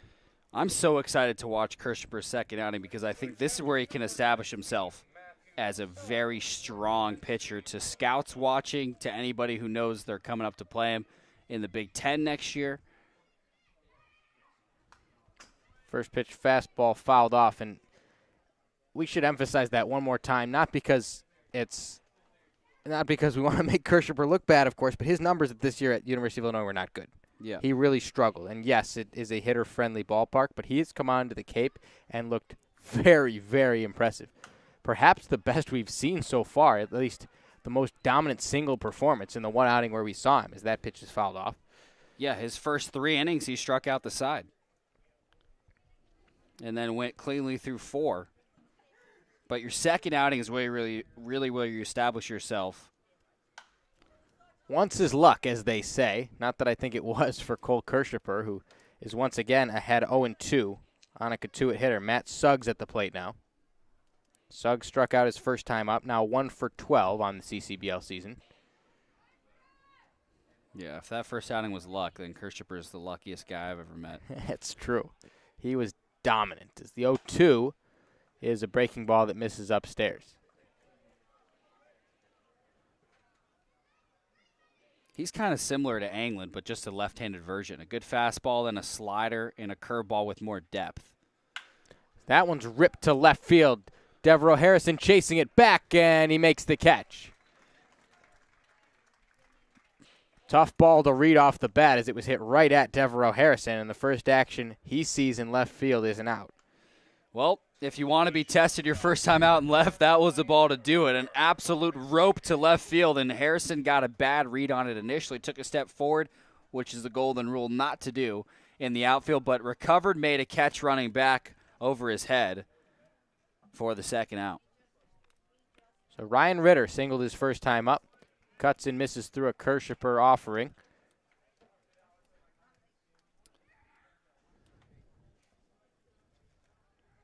Ritter out of Kentucky. Known mostly for his defense. Considered one of the best defensive shortstops in the country.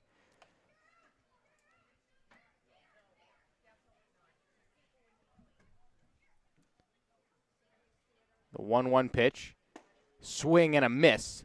That's strike 2. He is more known for his defense, but had one of his best games of the summer against Wareham on July 12th. Went 2 for 4 with a solo home run. 3 straight changeups to Ritter. Induced 2 swing and misses. Did Kirschipper as the pitch is now a fastball. That's strike 3. That is a beautiful pitch sequence from Cole Kirschipper. Changeup, changeup, changeup, then sits him down with a painted fastball to retire the side. 1-0 lead for the Gatemen when we come back.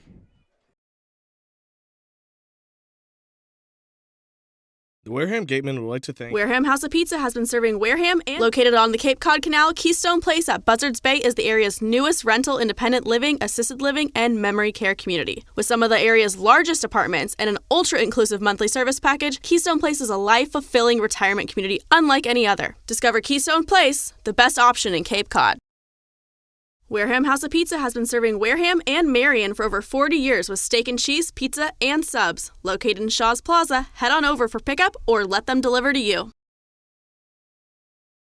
One of the Gatemen's favorite places for their post-game meals is Cool Cone, where you can get anything from fried clams and fried chicken to an ice cream sundae, and then top it all off with a round of mini golf. Cool Cone, located on Route 6 on the Wareham-Marion line.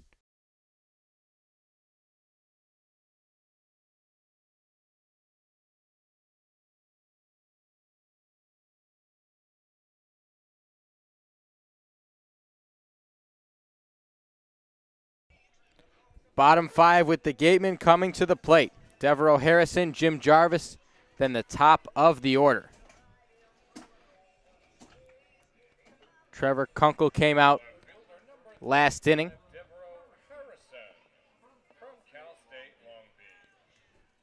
And here he is again. Devereaux Harrison, the right-hand hitter, starting in left field tonight and batting 1,000 on 1 at-bat this season. First plate appearance was a walk as he swings and misses through a fastball for strike 1. Also scored the only run of the game, Nick.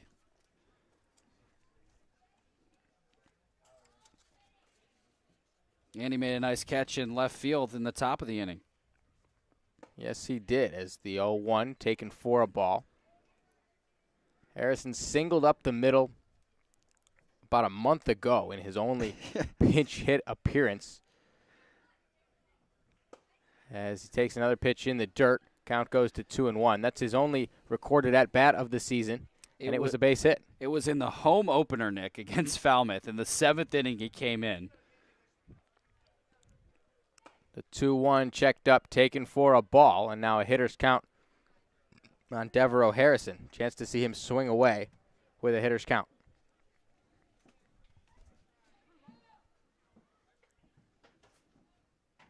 The 3-1 pitch. Lifted in the air to the right side. Chasing it back is Luke Gold. Now he settles under it and makes a basket catch right around the foul line behind the bag to retire Harrison for out number 1. That's tough. His average just dropped 500 points. In one at bat. That's really hard to do.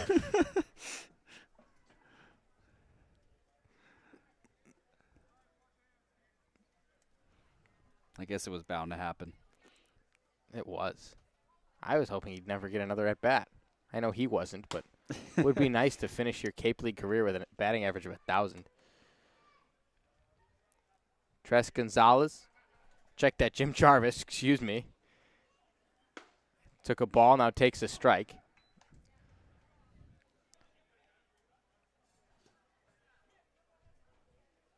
Jarvis walked in the 3rd inning. That's his only plate appearance tonight. Now with a 1-1 count. Takes one just off the plate.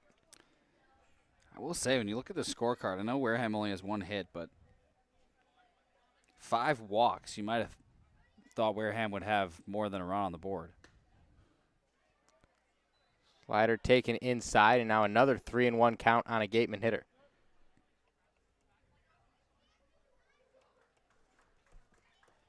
Nobody on, 1 out. 3 balls and a strike to Jarvis, who takes strike 2. Nice fastball from Kunkel. Just got the outer edge of the zone. I'd be surprised to see a fastball again from him here. Well, it would be a risk to throw anything else. Jarvis waits for the 3-2, and that's ball 4. A 1-out walk for the Gatemen. Now 6 on the evening for Wareham. 6 walks, that is, and Tres Gonzalez in the top of the order coming to the plate.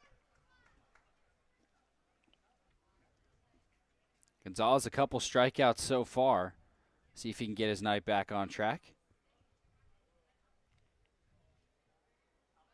Kunkel from the 3rd base side of the rubber kicks and fires, and it's low and away to Gonzalez.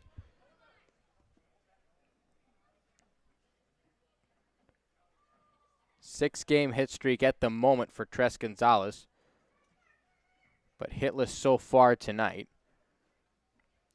He waits for the 1-0. Popped foul, 3rd base side, and out of play.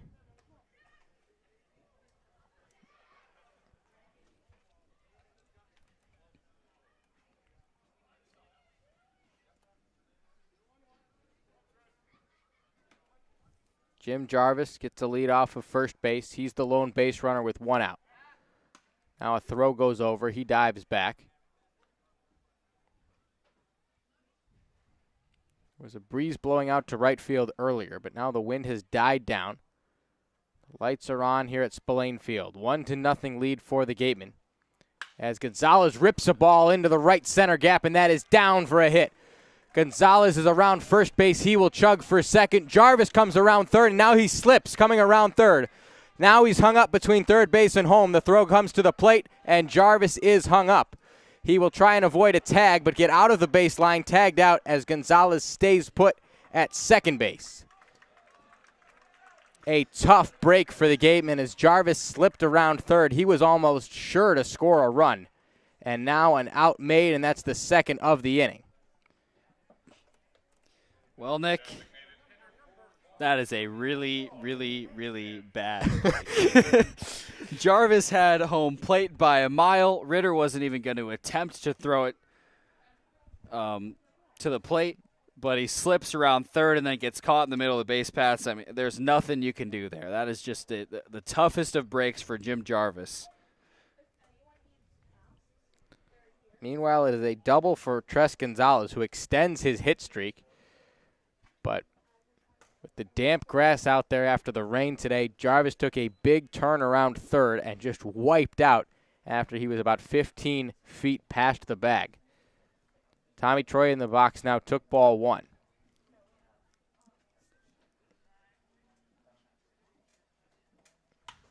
Now Troy sends one sky high behind home plate, and that gets out of play, even the count at 1. Want to mention Ritter at shortstop, who was the cutoff man on that play.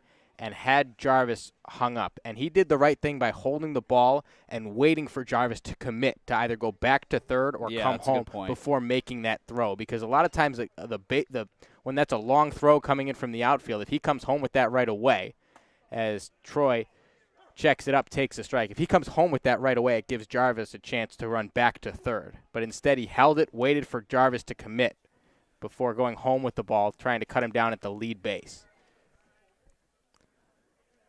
Now Troy waits for the 1-2 and fouls it off left side. Well, a couple times Ritter's been at the plate. You mentioned that he's known for his defense. That was the first example we've seen of it tonight. And it's not even the hands or the speed or the athleticism that he's known for, but just a high baseball IQ. Right. Certainly factors into his defense. Exactly right, Jack. The 1-2 to Troy. Slider taken outside. Nice block by the catcher, Matthew Suggs. I would love to see Troy get a hit and get that run back that should be on the board. Right now, the lead is 1-0 for the Gatemen. The way we've been running the bases, high. The 2-2, check swing. No, he did not. Everybody in the Cotuit dugout thought Troy went around. Surprised we didn't get an appeal to first. Now here it is. And he did not go. Okay. We'll take it. Tommy Troy what are you going to do now works with it, the Tommy? count full and a chance to drive in another run, double the Gatemen's lead. First, he pops one foul. We don't have the angle, of course, to make that call. It was close, whether he went around or not. And we did get the appeal to first, and he said no. And we've talked ad nauseum about the appropriate angle to make that call. Certainly not at second. The 3-2 to Troy. 2 outs in the inning. Gonzalez on second. Once again fouled off. Closer and closer gets Tommy Troy. That one fouled straight back, and he is now timed up. Trevor Kunkel in his first at-bat against him today. He has the only RBI of the game. Deep fly ball to right. It was a sacrifice fly that brought in Harrison from third. Payoff pitch. Fouled off again. Tommy Troy hanging tough with a full count. Well, that's now 3 straight full count pitches. Troy's fouled back. Kunkel's thinking, I've thrown him everything I've got. Hasn't brought out what I believe he has a changeup, and we haven't seen it yet. But the righty-righty changeup is a rare pitch, especially for guys throwing at this level. As the 3-2 is ripped to the left side. Diving stop made by Trice, and now Tres Gonzalez runs into a tag. Another base running miscue for the Gatemen. That is 2 in the inning, and it retires the side. 1-0 as we go to the 6th.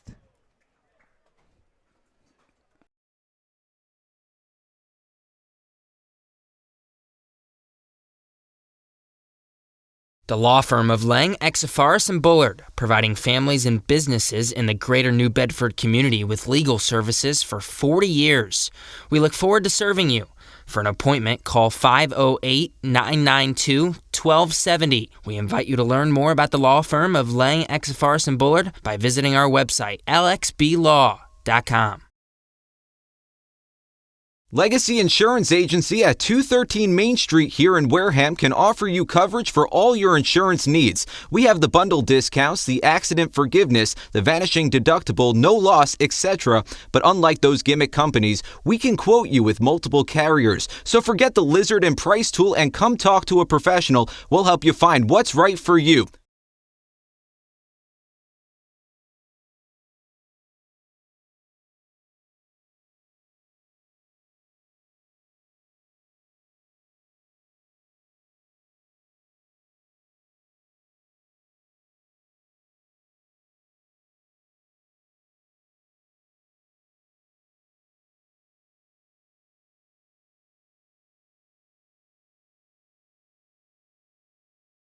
The AD Makepeace Company also owns and operates Reed Custom Soils, the area's leading manufacturer of custom soils, including CU structural soil and Rooflight certified green roof media.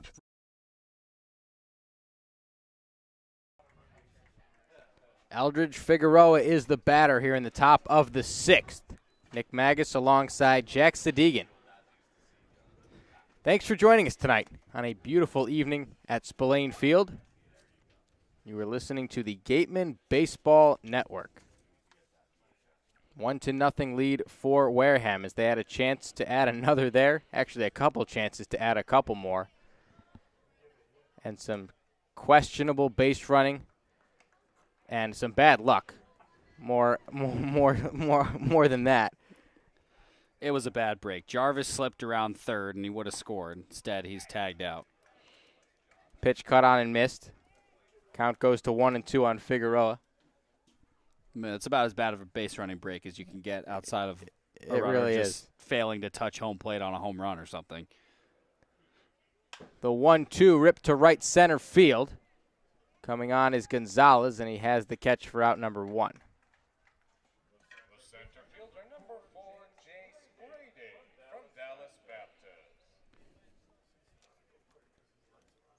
Back to the top of the order. Jace Grady, 0 for 2 with 2 strikeouts. Will bat here in the top of the 6th. Gatemen lead 1-0, 1 out, nobody on. For Grady, who rips a ball to center field, and Cade Fergus does not move an inch. 2 outs. Well, 2 well-hit balls for Cotuit, just right at Wareham's outfielders. And they'll take it for the first 2 outs in the 6th.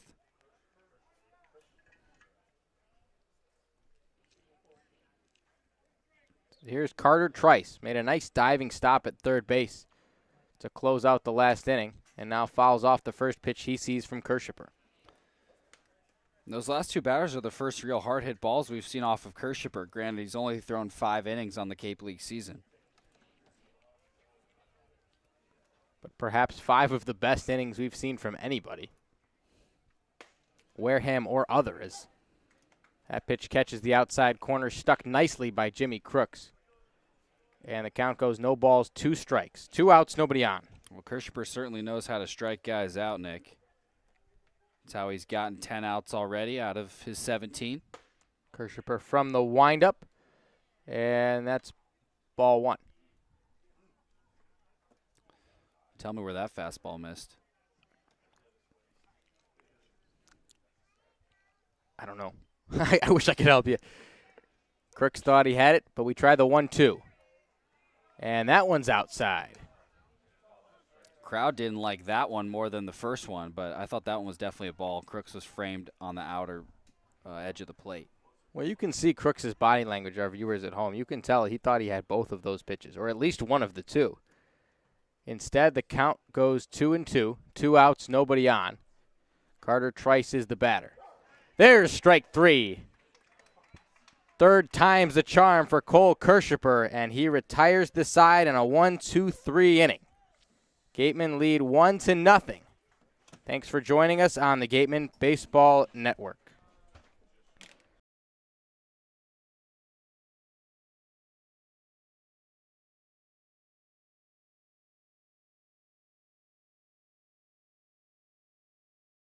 After the game, visit El Mariachi on Main Street for the best Mexican food in Wareham. The cantina provides a delicious late-night snack accompanied by fun cocktails.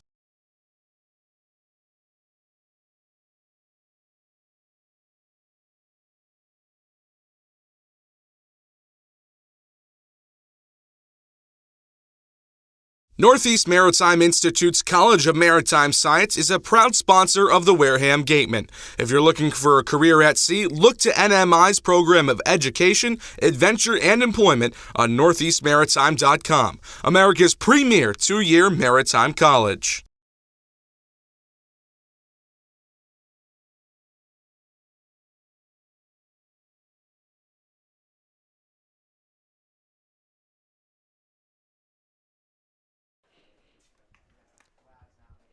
(1-0) ball game in favor of Wareham.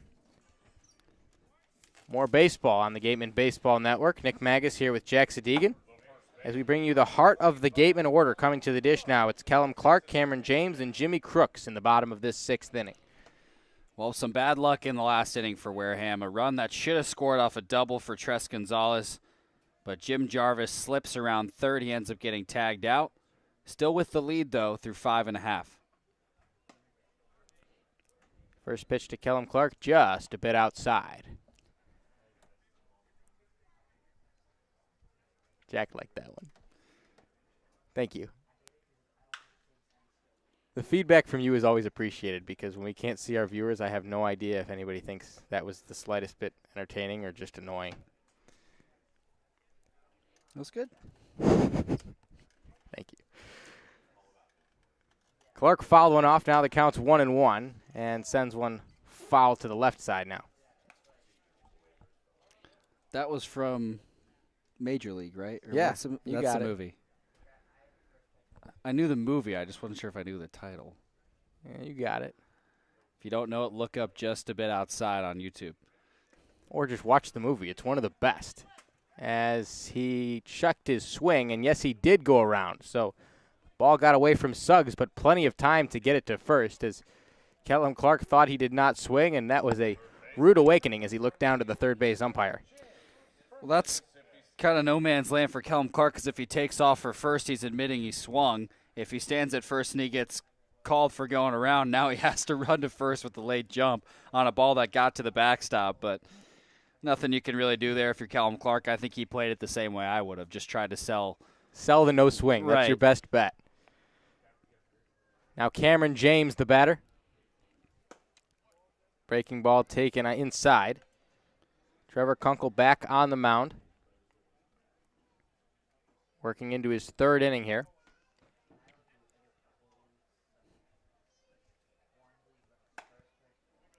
The 1-0 to James misses high and in. Last few games, he's starting to see the baseball really well.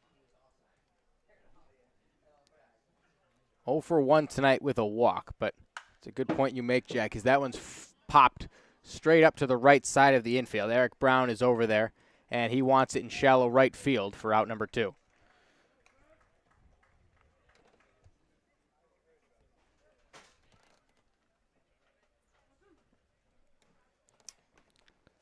So Jimmy Crooks now the batter.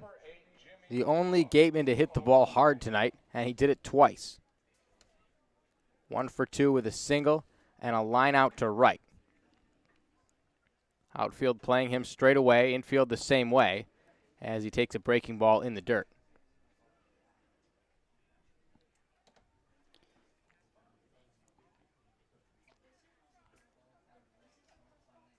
Kunkel from the windup and gets a fastball by him. Evens the count at 1 apiece. Well, Jimmy Crooks has put some good swings on the baseball tonight. His first time at the plate, a hard line out to right field, and then he went the other way for the Gatemen's only hit of the night, or excuse me, their first hit of the night in the 4th.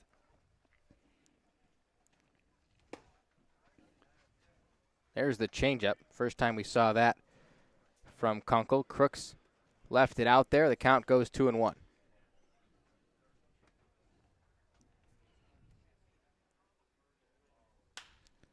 Fastball off the hands, back up the middle in the air. Tracking it out is Ritter, and he makes the play. Oh boy, Ryan Ritter with a basket catch over the shoulder for out number 3. That's a good way to end the inning, as we'll go to the 7th on the Gateman Baseball Network.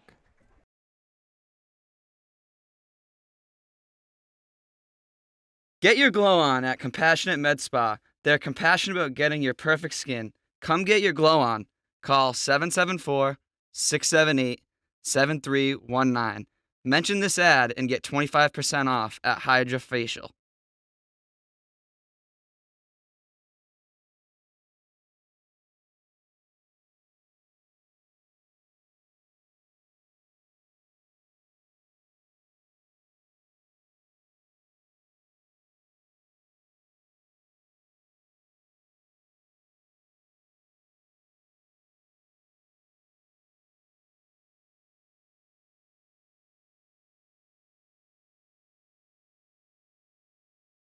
The Mezzaluna restaurant is a family-run Italian restaurant celebrating 80 years in business. Located on Main Street in Buzzards Bay, Mezzaluna specializes in Italian cuisine, a lunch menu that's the best deal in town, and serving some of Cape Cod's famous prime rib every Wednesday and Saturday. Come enjoy the feast at Mezzaluna, the Italian family restaurant.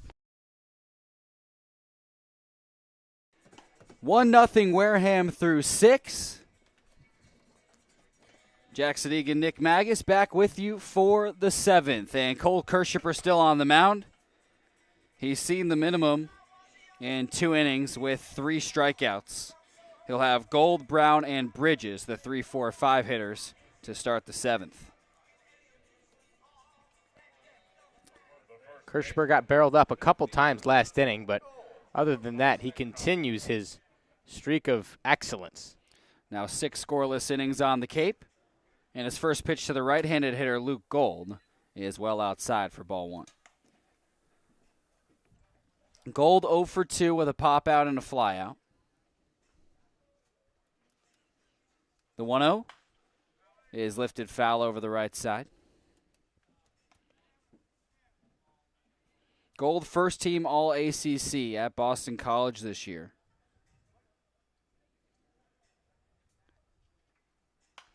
The 1-1 lifted foul over the right side again. Was named to first team All-Conference as a third baseman, although he's played a lot of first this summer. Leading off the 7th for Cotuit, Wareham up 1-0 as that pitch is hammered foul. I feel like we've seen that once before, Jack. Luke Gold now has 2 foul ball home runs to his name.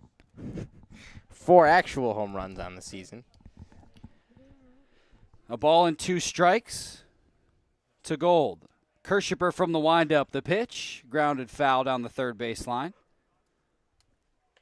Kicked away to the Cotuit dugout by Mike Roberts.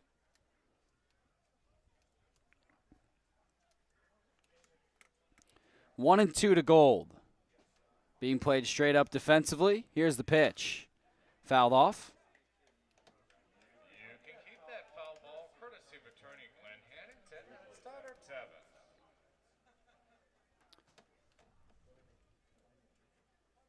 Been a pitcher's duel so far. The only run of the game came in the 3rd, as that pitch is outside to make it 2-2 to Luke Gold. It was a sacrifice fly from Tommy Troy to right. That scored Devereaux Harrison. Here's the 2-2. Hammered to left field. This one will stay fair, and it is way gone. Luke Gold's 5th home run of the season. And Cotuit ties the game at 1 in the 7th.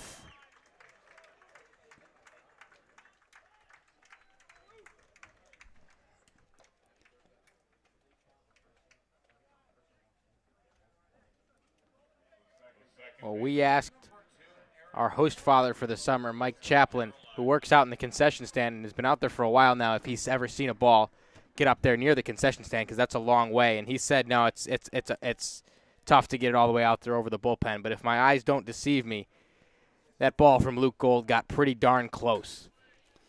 First pitch to Eric Brown is fouled back. That was well hit. And that one was definitely fair after 2 foul balls that were smoked towards the pole and left. Gold gets a hold of one for his 5th of the season to knot the game up at 1. 0-1 pitch to Brown is in for a strike. Nobody out in the top of the 7th. The cleanup man, Eric Brown, at the plate. He's 0 for 2 with a couple groundouts. Here's the 0-2 pitch. Checked up and taken for a ball inside. And to give our viewers an idea of what left field looks like, if you've never been to Spillane Field, it's about 20 feet of bullpen over the wall, and then about maybe 30 feet of concrete sidewalk before you reach the concession stand, which sits well beyond the wall. The 1-2 pitch is chopped fouled on the third baseline. And that ball was tagged by Luke Gold, got all the way up over the bullpen onto that walkway, and definitely hit the concession stand on a bounce, but may have even gotten there on a fly.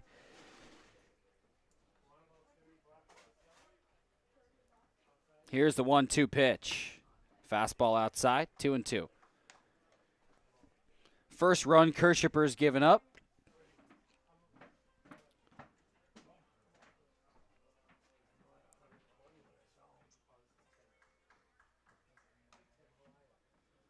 Two-two pitch. In the dirt, full count to Eric Brown. Brown this season 5 for 17 against the Gatemen. Has 3 home runs on the season. All of them have come against our very own Wareham Gatemen. So has earned the nickname the Gateman Killer, and rightfully so. Payoff pitch. Fastball inside for ball 4. A home run and now a walk. Puts the leading run on first for Cotuit. Noah Bridges, a left-handed hitter, coming to the plate, and Jimmy Crook's going to have a conversation with Kirschipper at the mound.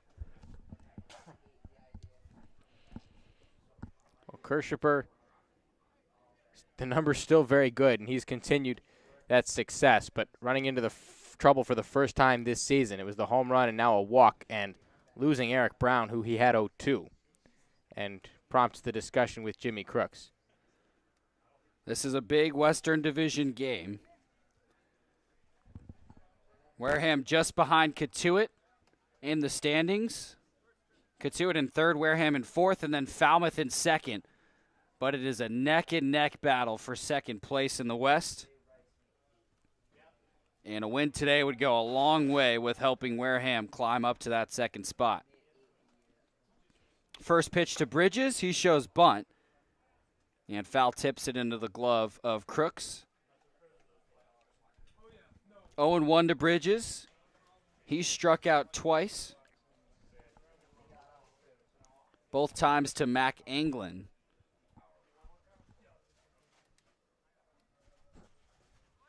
A fastball right down the middle for strike 2. And Bridges may have to change his bunting approach to try and swing away. James was playing up in the grass from third. Now he backs up. Nobody out in the top of the 7th. 1-1 game. Eric Brown, the leading run on first. Here's the 0-2. Fouled back. And you can't help but notice in a 1-1 game, Nick, how big Jim Jarvis slipping around third could prove to be. There's a couple of plays you'd want back, but you're right, Jack. That one looms large as that was in the 5th inning when he would have scored but slipped around the third base bag, ended up being tagged out. Even if he were able to get back to third, it wouldn't have been as bad, but the fact that he made an out on the same play just could prove to be a big deal. You got that right, Jack. And Noah Bridges here, who missed a couple bunts. No stranger to coming through in big situations, though. A game-tying grand slam against Cincinnati this season. That was back in March. He plays for UNC Wilmington. 0-2 pitch. Fouled back. Bridges staying alive at 0-2. His brother Zach also played for UNCW. Following in the family footsteps, staying close to home, as he hails from Benson, North Carolina.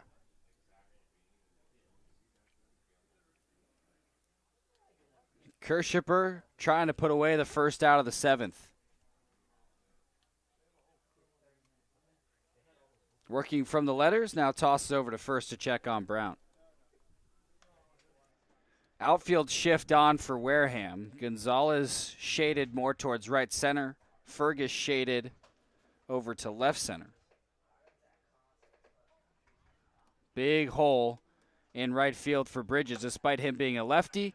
0-2 pitch, right down the middle, but just a tad high.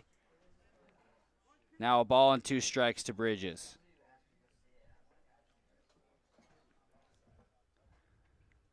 Cotuit just tied the game 2 batters ago. A solo home run from Luke Gold, a no-doubter to left field. Kirschipper another throw to first to check on Brown. Right in doing so, Brown has stolen 8 bases on the summer.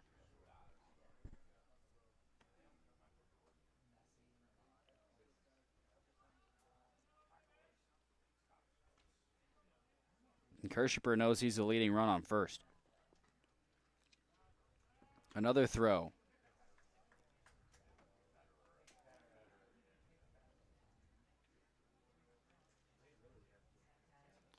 feel like Kirschberg just needs to get the first out here, Nick, and that should settle him down. There's a chance to even get 2 with one pitch if he can get a ground ball. The 1-2 is lifted in the air to right field. Jarvis backing up, and he'll make the catch over his head. Snow-coned it for the first out. That was a little precarious and right. It was a long run for Gonzalez, so Jarvis covered the distance. I'm surprised Gonzalez let him take that ball. He was not too far behind Jarvis, who was getting out there to make that play, and thankfully the second baseman for the Gatemen out there to make the catch over his shoulder. But for Gonzalez, who's coming in on that ball, would have been a much easier play, at least from our angle. Either way, that's the first out. And we will take it. Brett Roberts at the plate. First pitch to him is a fastball outside. Eric Brown on first. 1-1 game in the 7th. Time called as the ball comes in from the bullpen into left. Devereaux Harrison has to retrieve it for Cotuit. It's happened a few times this summer. It does happen. Pops off the catcher's glove and into left field out of the elevated bullpen. The 1-0 is cut on and missed. I do like that elevated look in the bullpen out there because the signs are blocking the view of the pitchers looking through the fence. They actually picked that one up, so they're looking from over the fence. And that's what happens sometimes when you get a pitch that gets away. It comes over the outfield wall and out of the field.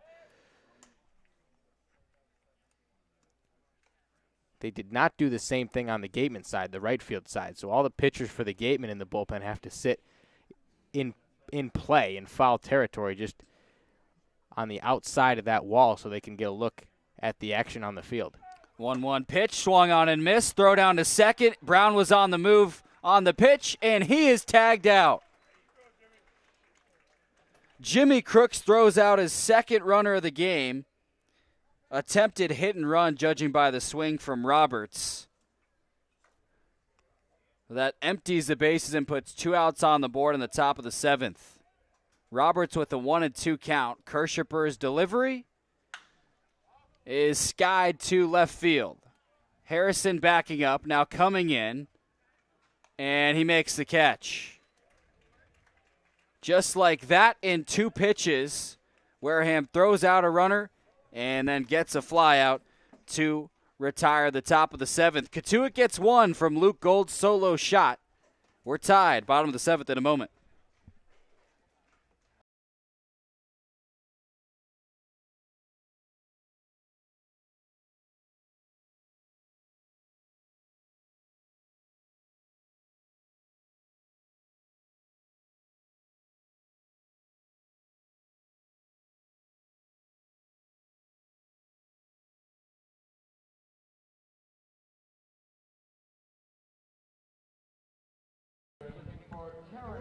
Julia Joseph here with starting pitcher of the night, Mac Anglin.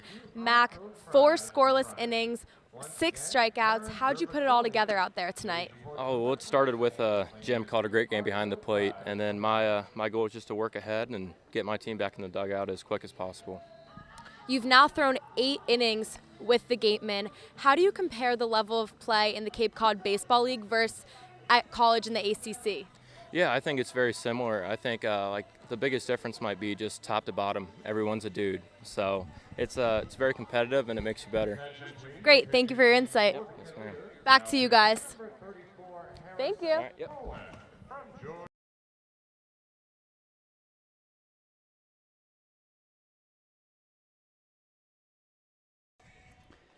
Luke Gold tied the game with a solo shot to left in the top of the inning, and now we head to the bottom of the 7th. Jack Sadighian, Nick Magas coming up for the Gatemen. Brannigan, Fergus, and Harrison. And the new pitcher on the mound for the Kettleers is Harrison Cohen. Also out of George Washington, he comes on in relief for Trevor Kunkel, his college teammate. Harrison, 1 for 2 on the Cape League season across 18 2/3 innings pitched, a 6.27 ERA. And he's on for the 9th time. 2 of them have been starts, but this time he comes on to work cleanly in the bottom of the 7th, facing the aforementioned Gatemen.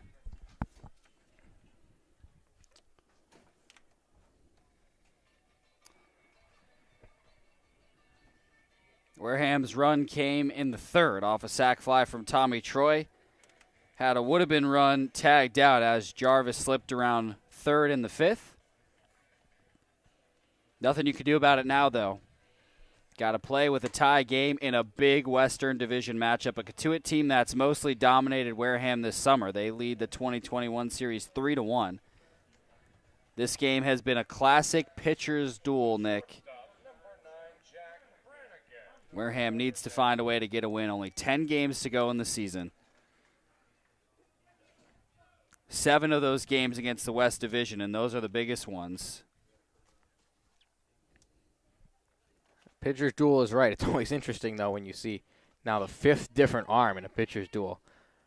Welcome to summer baseball, I was going right? to say, when you see this at the big league level, you see guys in a 1-1 game working their way into the 7th, the 8th, even the 9th inning. But here, this is between these two teams, the 5th different arm we've seen on the mound. And credit to each one of these guys stepping in the middle of the game and picking up exactly where the last left off for the most part. First pitch to Brannigan is a fastball upstairs. Brannigan walked his first time up in the second, then flew into what ended up being a 9-3 double play as Crooks was caught off of first in the fourth.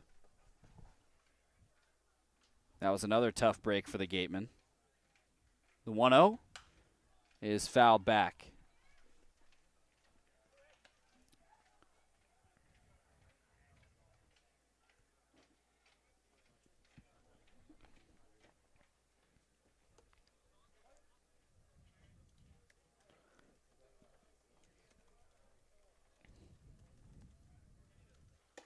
Ooh, that pitch high and inside. Brannigan had to get out of the way. Look out is right.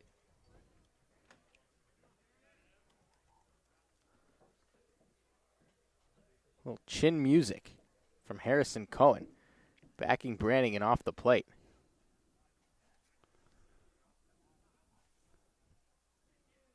Here's the 2-1 from the windup. Check swing foul. And a nice job by Cohen coming right back inside with the fastball to Brannigan. Brushed him off the plate. And you know Brannigan's going to be on his toes just a little bit extra. And coming right back to that same spot, this time closer to the strike zone and forcing Brannigan to give it a hack. 2-2. Fouled over the right side.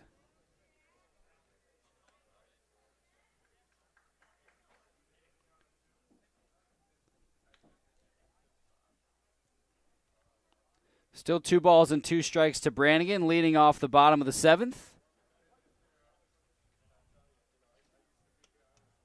Tie game at Spillane Field. Another 2-2, swung on and missed.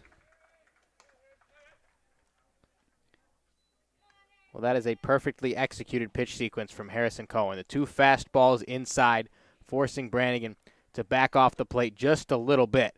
And then that sweeping slider to the outside part makes that pitch look like it's a million miles away after coming inside to Brannigan, backing him off the plate at least mentally, and then challenging that outside corner and then finally putting him away with the slider. So 1 away, nobody on in the bottom of the 7th. Cade Fergus to the plate. He struck out a couple times tonight.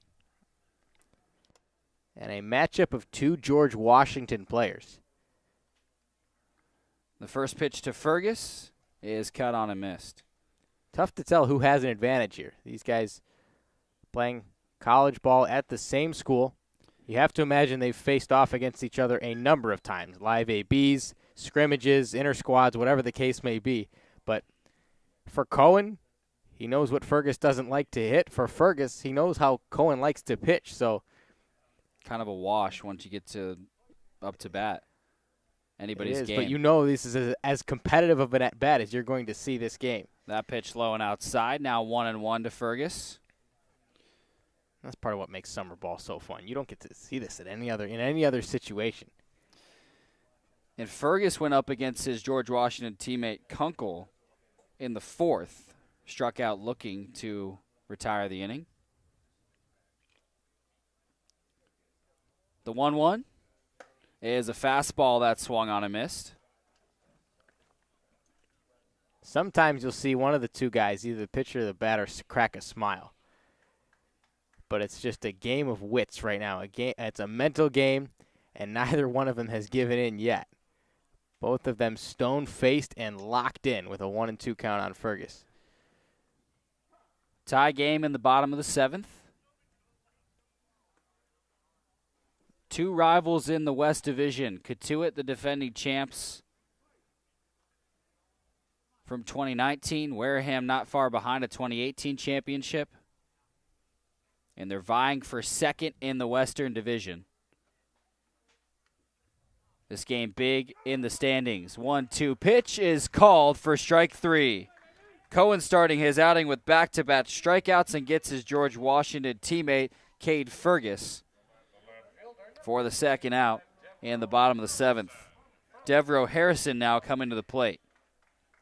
It's a 3-strikeout night for Cade Fergus so far, and 2 of them have come against his college teammates. That is not a fun trip back to the dugout.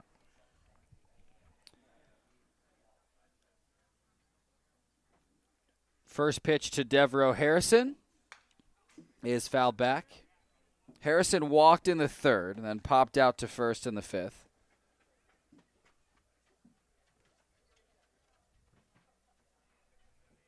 He's had a decent night, but the batting average has plummeted. Not sure what's going on. Why did I not get that for a second? Hitting .500 on the season. The 0-1 is cut on and missed. And, of course, that's because he's 1 for 2 on the season, so his average dropped 500 points when he popped out to first.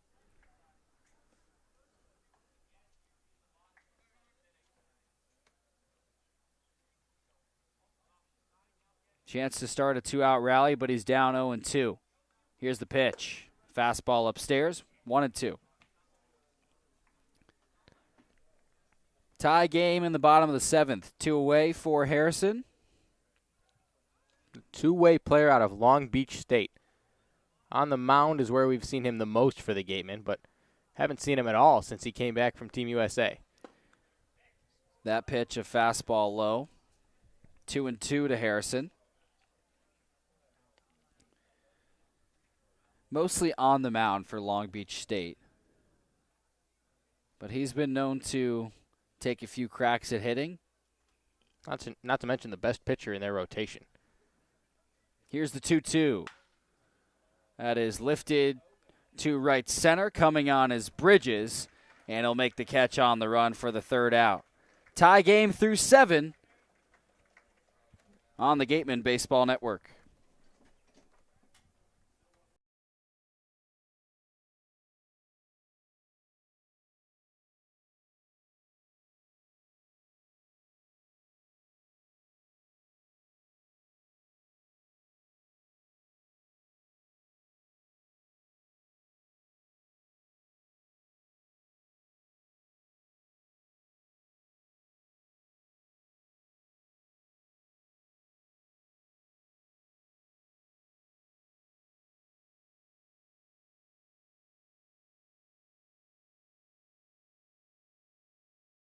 The Mezzaluna Restaurant is a family-run Italian restaurant celebrating 80 years in business. Located on Main Street in Buzzards Bay, Mezzaluna specializes in Italian cuisine, a lunch menu that's the best deal in town, and serving some of Cape Cod's famous prime rib every Wednesday and Saturday. Come enjoy the feast at Mezzaluna, the Italian family restaurant.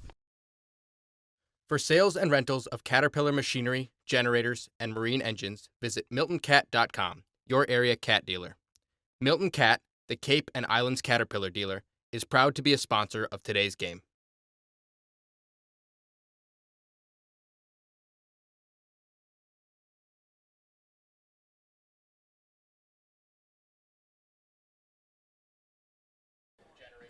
Tie game through 7. We head to the 8th. Jack Sadighian, Nick Magas. Cole Kirshipper still on the mound. Gave up a solo shot to Luke Gold in the last inning, but he's gone 3 innings and done very well outside of leaving one pitch for Luke Gold to smash to left field. And he has the bottom of the order, Suggs, Ritter, and Figueroa to start off the 8th. His first pitch to Matthew Suggs is fouled over the right side. Well, Kirschner's continued to be very, very good, but when your teammate doesn't get you any run support, which has been the case for the most part for the Gatemen, it makes every mistake you make just a lot more important. And for Kirschner, it was only one mistake, but looms large in this ball game as we're tied 1-1. Been some struggles for Wareham with base running and also some tough breaks base running. The 0-1 is a fastball upstairs that gets to the backstop.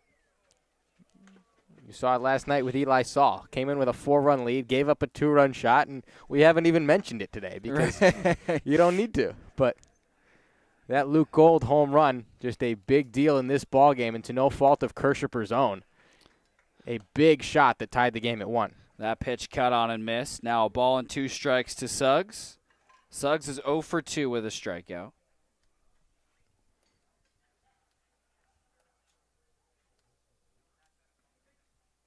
The 1-2 pitch. Check swing from Suggs, and he went around. 4th strikeout from Kirschner. And there's one away in the top of the 8th. Ryan Ritter coming to the plate. Tie game in the top of the 8th. Ritter's 1 for 2 with a base hit in the 3rd. He was left stranded on 2nd. The first pitch to Ritter is a changeup outside. Ritter at a 240-54, on the summer here in the CCBL. That pitch low, now 2-0. Right around where he hit last summer in the Northwoods League, played for the Fond du Lac Dock Spiders. Hit 259 in that league and 85 at-bats. 2-0 pitch is a fastball inside. Played on that team with his Kentucky teammates John Rhodes and Zach Lee. And he was with John Rhodes for a little bit this summer before he got drafted to Baltimore in the 3rd round. As the 3-0 pitch comes in for a strike. A fastball on the outer half. Could be the best pitch Ritter gets at 3-1. He hasn't hit particularly well this summer, but has against Wareham. As the 3-1 is cut on and missed, a fastball that blew by Ritter. Well, let's be clear. He's known for his glove for the most part, but 254, especially in a league as high as this one, is nothing to sneeze at. Right. For a guy whose bat was really a question mark. Pops up the payoff pitch into foul territory. Cameron James and Crooks coming on. Now Crooks makes a basket catch in foul territory about halfway down the 3rd base line. But as I was saying, for a guy whose bat was a question mark, I would still consider this a successful summer for Ryan Ritter, who did pop out a moment ago, and Jimmy Crooks got away with letting that mask go a little bit too close to his feet. Almost tripped over it, moving back toward fair territory to try and corral that baseball. That was a long run for him. But about as far as you'll have to go as a catcher. Made a nice catch. First pitch to Figueroa is a fastball that backs him up for ball 1. Figueroa 0 for 2. 2 outs, nobody on in the top of the 8th. Tie game. That pitch ripped into left field, and it's foul. Just missed the corner in left field. Kirschner catches a break.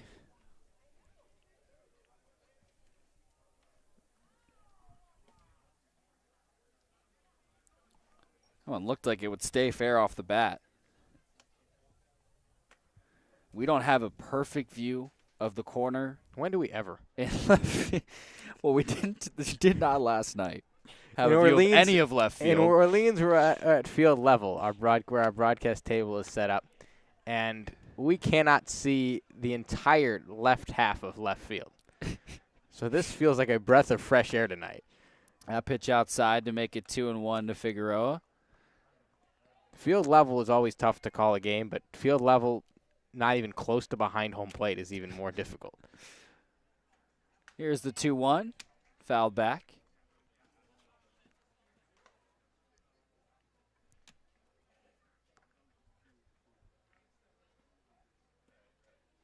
It was tough last night. No doubt about it. We made the best of it. There were a couple calls where we were just grasping for any sign from the field that something happened when the ball disappeared from out of play.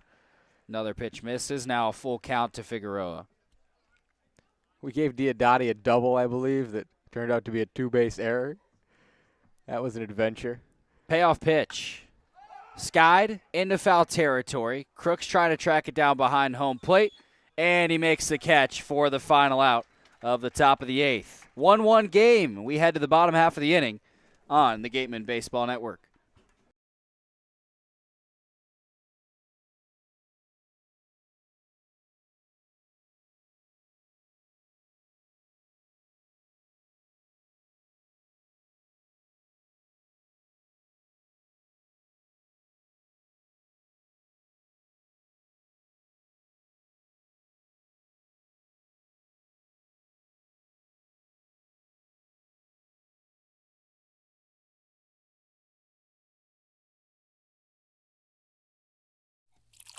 Cape Cod Coca-Cola thanks you for supporting the Cape Cod Baseball League and for refreshing yourself with ice-cold Coca-Cola products.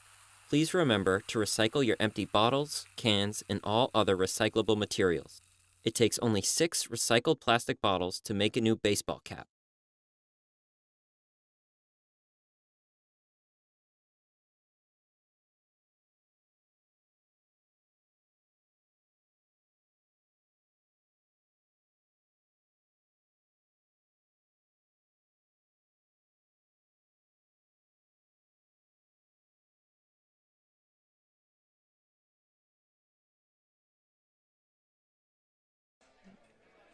Tie game as we head to the bottom of the 8th. Jarvis, Gonzalez, and Troy, the 9-1-2 hitters, due up for Wareham, and Harrison Cohen on the mound for the righty's second inning of work. 1 run for Wareham in the 3rd, 1 for Cotuit in the 7th. A lot of zeros on the scoreboard tonight. Wareham hoping to break the tie in the bottom of the 8th. First pitch to Jarvis is grounded up the middle. That'll get through to center. Past Cohen's glove and a diving Ritter for a base hit to lead off the bottom of the 8th. And Jim Jarvis, again, Nick, is having a big night in the 9 spot. He's drawn 2 walks and now gets his first hit of the night. And Ritter is a little bit slow to get up at shortstop. He appears to be okay, but that was a full extension dive over the middle. And he hit the ground hard. And he hit a hard surface on the stone dust here at Spillane Field. Not friendly to anybody's baseball pants, but looked like Ritter just got the wind knocked out of him there. Appears to be okay as we get set for the top of the order. Tres Gonzalez at the plate. 1 for 3 with a double in the 5th. The first pitch to him is a fastball somewhere inside. 1-0 to Gonzalez.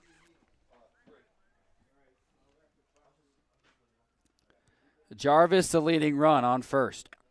A big leadoff base hit for Wareham in the bottom of the 8th. 1-0 pitch, chopped foul at the Gateman dugout. Tres Gonzalez doubled in the 5th on one of the more interesting plays we've seen tonight. Double in the right center gap. Jarvis, who was on first base at the time, tried to score from first and ended up slipping around third. He was ultimately tagged out. And he would have scored, I think, easily. That's my bet. The 1-1 is a breaking ball for a strike at the top of the zone. A big divisional game. Cotuit, Falmouth, and Wareham all in a battle for second. And Wareham's last West Division game before 3 more East Division games to end their baseball week, as that pitch misses outside to make it 2-2. And I say the baseball week because it starts on Friday after a Thursday off, runs to Wednesday, and that's the end of the baseball week. Then you have a Thursday off. Friday is basically the Monday of the Cape Cod Baseball League, as Gonzalez fouls that pitch off to keep it at 2-2. What it basically equates to is that we spend most of our time during the week having no idea what day it is. There's no weekends. There's no weekdays. There's just 6 games in a row. And you are on the first game, the second game, the 5th game, whatever it is. Of that baseball of week. that baseball week. In the final baseball week for Wareham, they'll have 6 straight games against West Division teams. But this is the only game of this baseball week against a Western Division opponent. 5 games against all 5 of the East teams. But that last week against the teams in the West will get fun, especially if the division remains as close as it is. Every game will be huge. 2-2. Foul back, out of play. Gonzalez battling.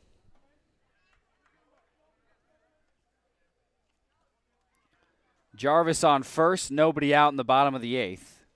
Tie game between Wareham and Cotuit. Infield shift on for Gonzalez with Trice well off of the third base bag, shifted to the right. As that pitch is grounded, got on a dive by Brown, flipped to second for 1. The throw to first is in time. A dazzling 4-6-3 double play for Cotuit in the 8th.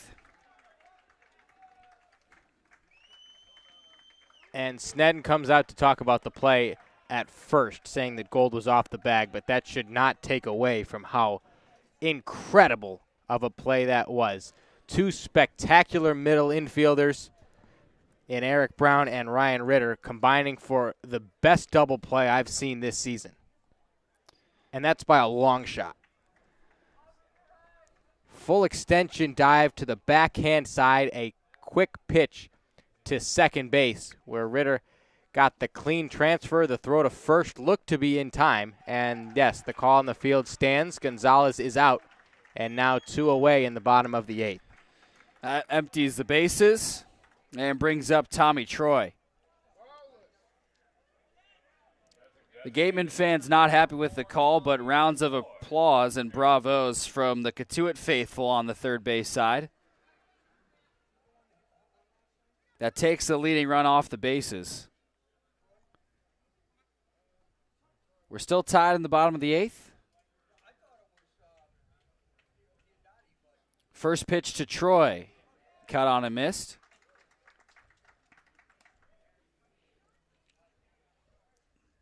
Troy with the sacrifice fly in the third to knock in the only run of the game for Wareham. Here's the 0-1. Check swing. Troy went around. Quickly 0-2 to Tommy Troy, the DH today for Wareham. His second game in a row DHing. Typically at second base. Here's the 0-2. In the dirt, 1-2.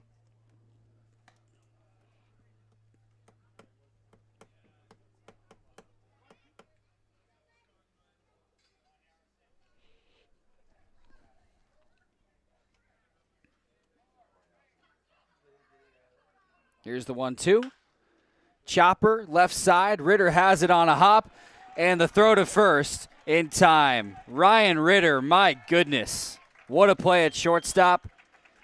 And the defense for Cotuit, too much for Wareham in the 8th. Keeps it tied at 1 as we head to the 9th.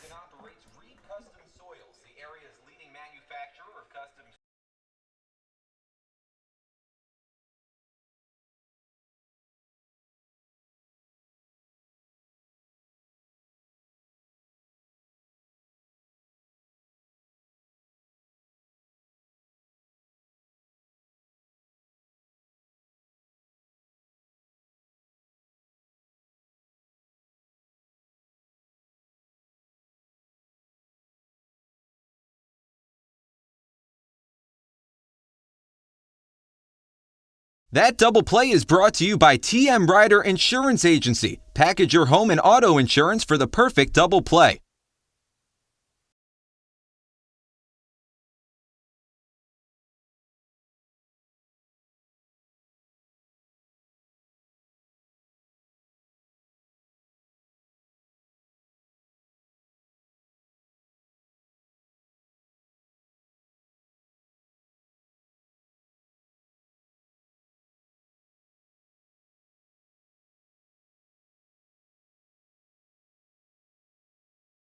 Village Signs of Mattapoisett. They do it all, from logo design, trucks and buildings, to boats. Village Signs has proudly served southern New England for over 35 years. Visit them at villagesigns.inc.com for all your signage needs.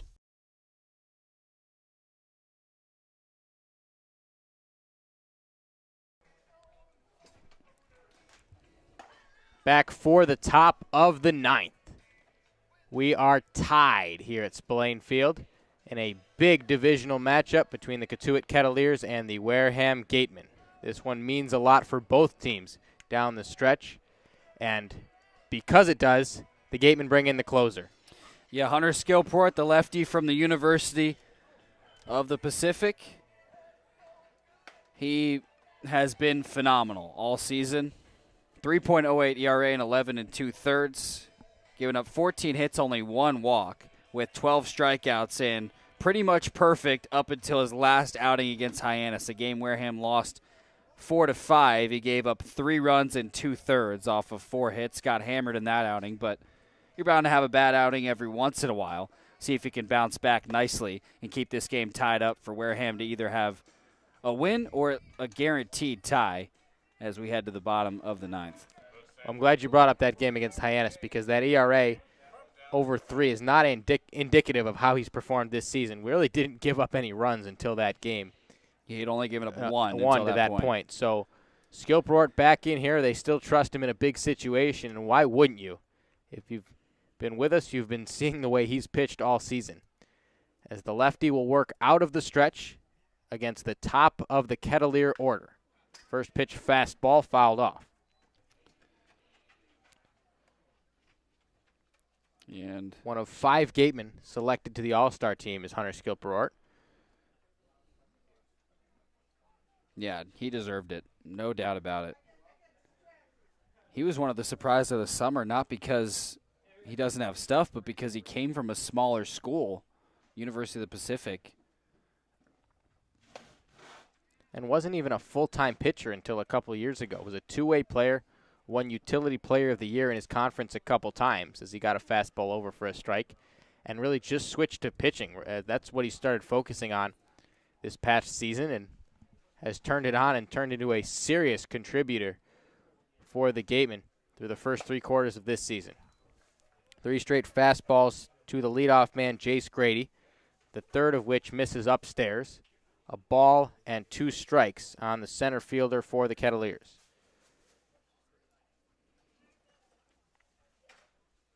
Skillport gets the sign from Crooks, likes what he has, kicks and fires the 1-2. Called strike 3.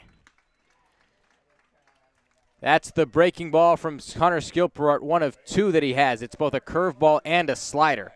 And either way, that was a dazzling pitch that put Grady down on strikes for the first out of the ninth. Well, he froze Grady, and a tough night for Grady. Now the hat trick for him, 3 strikeouts. Skilly 2 away from guaranteeing a tie for Wareham and giving him a chance to win it in the bottom half of the ninth. Is baseball the only sport where a hat trick is not a good thing?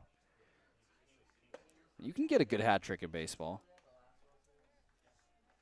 Well, we've only been referring to them as strikeouts, I guess, because nobody's hit 3 home runs in a game. The only one who's done it all summer is Max Romero for Chatham. Yes, and one of only a handful of players all time that have done it in a Cape League game.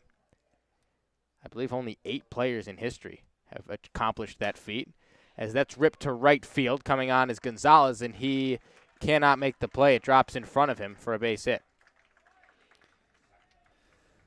Thought Gonzalez might be able to get to it for a second, but he did a good job reading it, holding up, had to let it drop in for a base hit. Not thrilled to see Trice get aboard with Luke Gold coming to the plate. But, yeah, Gonzalez, that's a smart play. No sense diving at that ball and compiling potential damage. Just pull up, keep the runner at first, keep the ball in front of you, and leave it to a very good pitcher on the mound for the Gatemen. Skillport gets the fastball over the outside corner. Luke Gold, the 1 home run, and the 1 run that's come across for Cotuit.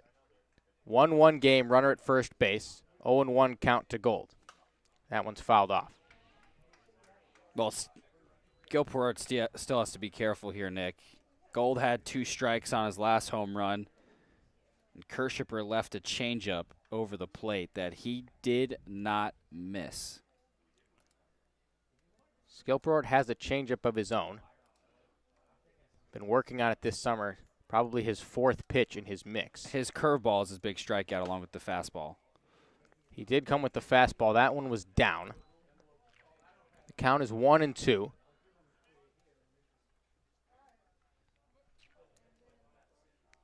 Luke Gold into this one hitting .263. 1 for 3 with the solo shot tonight.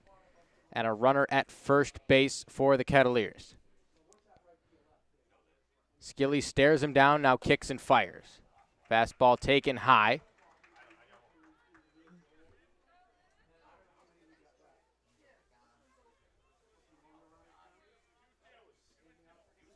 And some confusion on the field as to the count. It is 2-2. The scoreboard is incorrect. So the count is 2-2. The home plate umpire getting confirmation from his partner over there at second base. They correct it to 2-2. And now we resume play. I'm glad they didn't miss that one. 2-2, 1 out. And the pitch from Skilport fouled off. And Gold fouled it off of his right leg. He felt that one, dropped his bat instantly, now walking outside of the batter's box trying to shake it off.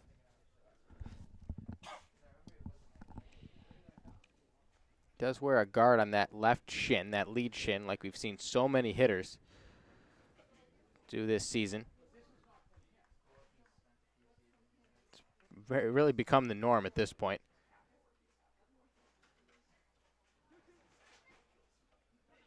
Jarvis shaded up the middle at second base. The double play is in order. 1 out and a ground ball hopefully could end the inning. Skilport's focused, though, to get the batter. The 2-2 fouled off. Gold is such a tough out. I mean, he refuses to go down. He's fouled off so many 2-strike pitches tonight. The first baseman for the Kets out of Boston College. One of 7 Eagles that started their summer here on the Cape. As the 2-2 swing and a miss, strike 3. The high fastball did in Luke Gold, and now the second out of the 9th inning.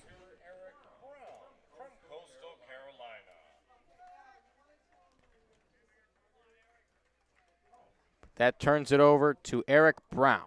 0 for 2 with a walk tonight, and what more fitting of a way to try and get through this 9th inning for the Gatemen. Well, had to go through Luke Goldnick and now the Gateman killer. But he hasn't been a killer tonight, maybe defensively, but at the plate 0 for 2, did draw a walk.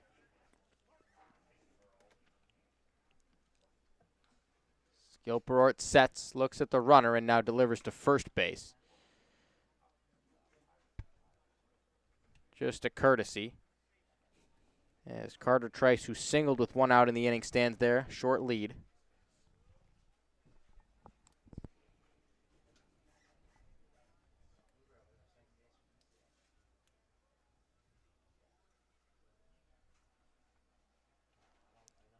Skilport kicks and fires. Pitch misses up and away.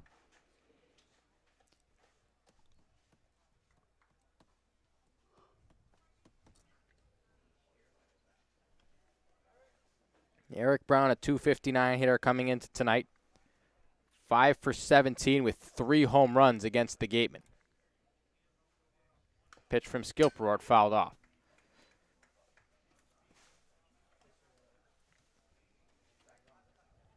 A ball and a strike on Eric Brown out of Coastal Carolina. Hit .294 there this season, 9 home runs, 38 RBI in 50 games. He's their shortstop. He's their leadoff hitter. Tonight, though, batting cleanup for the Cats. Stands in the way of Skilport getting out of the inning. The pitch, fastball taken for a strike.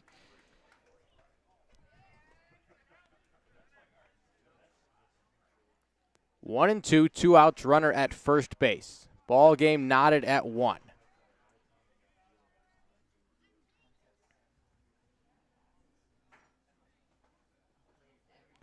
Pitch blocked in the dirt by Crooks. He's on top of it quickly, and a nice play by the Gateman backstop to keep the runner at first.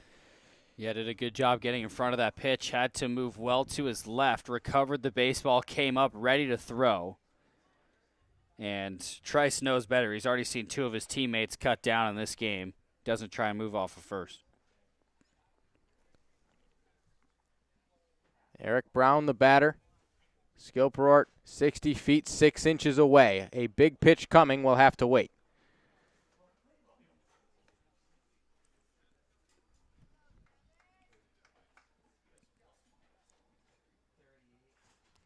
Two balls, 2 strikes, 2 outs.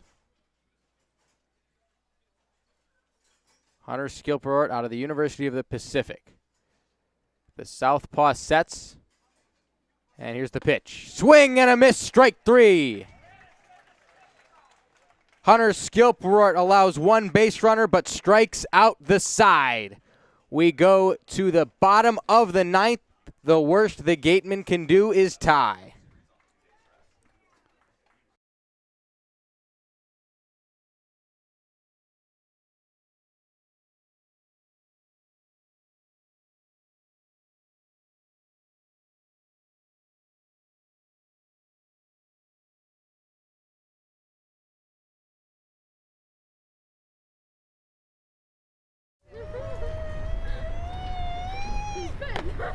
Beat the heat and join us at Waterways, a water experience unlike any other this side of the bridge. Open daily, head over to the water park on Route 28, the Cranberry Highway.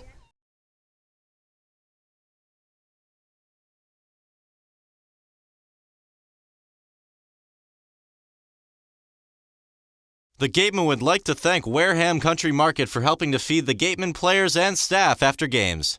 They are located about a quarter of a mile from the field on Route 6, offering a convenience store, a Dunkin' Donuts, and a deli.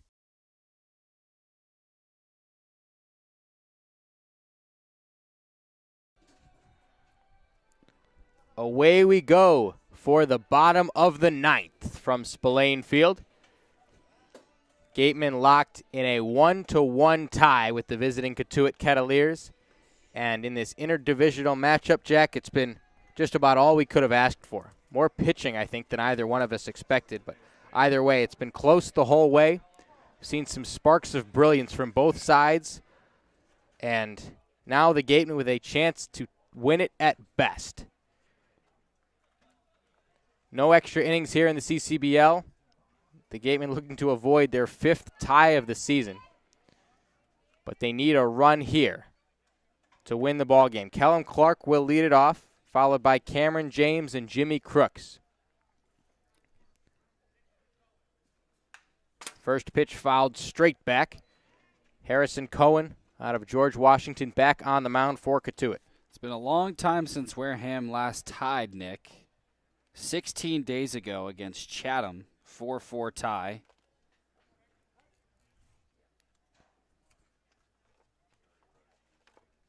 It's not fun tying. I think Jack and I can agree on that as a fastball taken for a strike by Kellum Clark. And if Wareham wants to keep pace right behind Falmouth, a win would be huge. Falmouth recently going final against Chatham. They win 5-4. Cohen out of the windup. Here's the 0-2. Breaking ball in the dirt.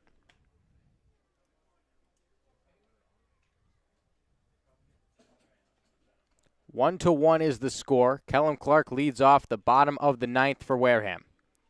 Nobody on, nobody out. The pitch, checks it up, and he held back.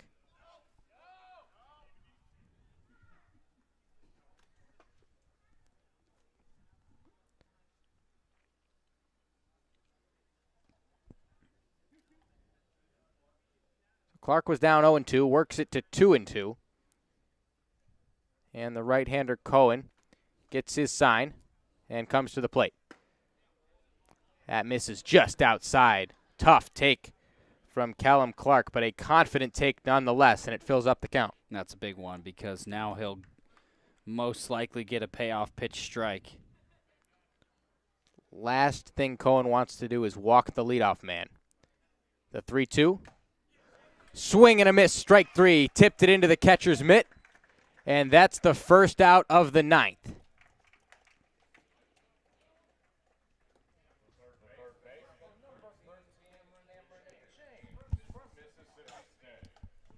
Cohen got ahead, Clark battled, and then once again Cohen finished the deal. Now 1 out, nobody on for the Gatemen. They need a run to win it.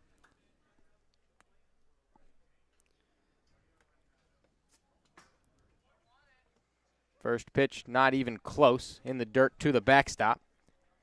Cameron James 0 for 2 with a walk.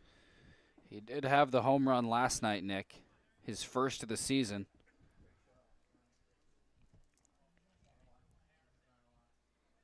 Righty-righty matchup. Cohen from the windup. And that one goes to the screen once again. A little bit closer than the first, but it's ball 2. If only the Gatemen had a base runner.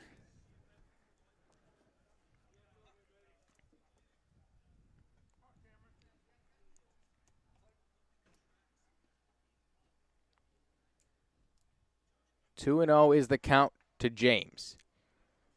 The pitch grounded to the shortstop. That's Ritter. Fields it, throws to first, and there's out number 2. Last chance for the Wareham Gatemen here at home, trying to avoid a tie with Cotuit. And it's Jimmy Crooks, 1 for 3 with a single. Has hit the ball hard in 2 of his 3 plate appearances. And not a bad guy to have to the plate in this situation. Left-handed hitter. Stares down the righty Harrison Cohen. First pitch up and away, that's ball 1.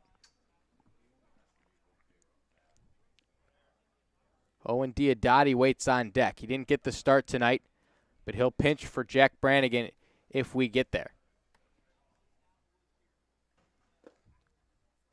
First, Crooks spits on a pitch in the dirt, and the second consecutive Gateman hitter has a 2-0 count. Now time is called, and we'll have a mound conference here at Spillane.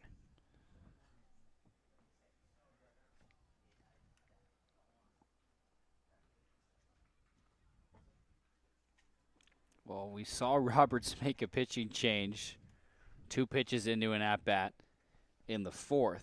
With the same count. But that was to start an inning. I would be shocked if he made one here. But I wouldn't put it past Mike Roberts. He's known for this kind of stuff. That he is. But Cohen is throwing well. Struck out Kellum Clark. Induced a ground out by Cameron James. And has thrown a couple pitches out of the zone to Jimmy Crooks, who will climb back into the left-hand batter's box and try and do some damage against a very good Cotuit pitcher. Outfield playing Crooks straight up. Caden Trice at third base well off the line. Pitch to Jimmy is fouled straight back. Crooks likes to go the other way. We've seen him do it a number of times this season, and I am a bit surprised that Caden Trice is playing so far off the line at third. He's also in on the grass, which takes away from a bit of his range, especially with Jimmy Crooks at the plate, who doesn't run particularly well. But the 2-1 to Crooks is sent sky high to the left side. Trice moving back on it, and now Ritter calls him off to make the catch and end the ball game. The final score, Gatemen 1, Kettleers 1, as the West Division matchup ends in a tie. We'll be back for the Gatemen post-game show to break it all down. Stay with us, and thank you for joining us. We appreciate and thank the sponsors who support the Cape League and the 10 teams. Our corporate sponsors are the financial backbone of the league. It is with their support that we are able to preserve our long-standing tradition of providing the best family entertainment here on Cape Cod. On behalf of the Wareham Gatemen, the 9 other teams, league officers, and the entire Cape League family, we would like to announce and thank our 2021 corporate sponsors. With much appreciation, we recognize The Yawkey Foundation, Curry College, Cape Cod Healthcare, The 99 Restaurants, Coca-Cola bottling of Cape Cod. Badger Sport, 47 Brand, Cape Cod 5-cent Savings Bank, Milton Cat, Mosquito Marys. Fairway Financial, Ocean Spray, Seaside Le Mans, Rogers Gray, Franklin Sports. Cape Destinations, Sullivan Tire, Cape Cod Times, Kinlan Grover Real Estate, Cape Cod Chamber of Commerce. Highline Cruises, Sports Picks, On Deck Sports, Barnstable Bat, Highness Area Chamber of Commerce. HP Hood, Sunderland Printing, Axis Bats, Quest Diagnostics, Cape Space. And of course, thank you to Major League Baseball for over 50 years of support. The Cape Cod Baseball League and the NCAA promote good sportsmanship by student athletes, coaches, and spectators. We ask for your cooperation and positive support of the participants and officials. Profanity, racial, or sexist comments or any other intimidating actions will not be tolerated. Thank you. We ask parents to keep their children off the roofs of the dugouts, away from the batting cages, and out of the bullpen areas. Please throw rubbish into the barrels and recycle the aluminum cans in special bins located around the park. Ladies and gentlemen, state law prohibits the use of any tobacco product on school property. Thanks for keeping us in compliance. Cameras and video cameras are permitted inside Spillane Field for personal photos, but cannot be used to reproduce the game, players, or on-field events without the express written permission of the Wareham Gatemen. Use of camera or video equipment must not interfere with other fans' enjoyment of the game.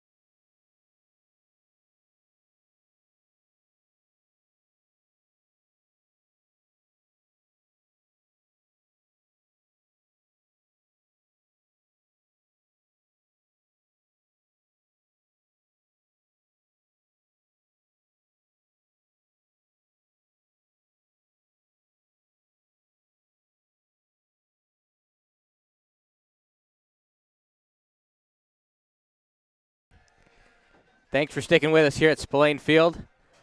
1-1 is your final, and after a well-pitched ball game, I love good pitching, Jack, but this one does leave me feeling a little bit empty inside, I will admit. The Gatemen battled against Cotuit. They pitched it really well. They swung the bats well at the right time, and they caught some tough breaks. But the story of the ballgame, I think we have to go first back to that play with Jim Jarvis trying to score from third. It totally is the story of the game. Jarvis was on first. Gonzalez lasers a double in the gap in right center. Jarvis trying to score from first. And from our vantage point, it looked like he was going to get home easily, slips around the third base bag, and not only was he unable to get back to the bag, by the time he gets up, he's stuck in between third base and home plate, so he ends up getting tagged out on the third base line. And, I mean, you can't write up a tougher break than that. It would have put Wareham up 2-0 at the time, but then Luke Gold homers in the 7th and ties the game, and Wareham has to settle for handing Cotuit their first tie of the season. Yeah, I mean, that was it. That was really the difference in the game. For the game, and the pitching was great. Anglin came on for the second time we've seen him this season, and he was fantastic through 4. We rarely see guys go any more than 4 innings. That tends to be how it goes here in the Cape, and that can be a disadvantage because when you have a guy pitching as well as Anglin did, you know, it'd be nice to keep him in the game for longer, but they picked up with Kirschiper right where he left off. Yeah, it was the same combo they used against Chatham in the 8-1 win a few days ago, but you get Mac Anglin goes 4, only gives up 2 hits, scoreless, and Kirschiper comes on, 4 good innings from him. The only blemish was the homer from Luke Gold, and he was due. He had hammered a couple balls foul down the left field line, finally got a hold of one and kept it fair. He just had a really good night with seeing the baseball really well, and you're bound to give up a home run or two here or there. That happens. We've talked about that storyline a couple times this season. You know, you can afford solo shots, and I should qualify that by saying, you know, if you can't back it up with run support, you can't afford solo shots. Kirschiper continued his excellence for the most part. He went 4 innings. That was the only run he allowed on really the only mistake he made, and then Hunter Skilport closed it out in the 9th, or at least kept it tied and did his job.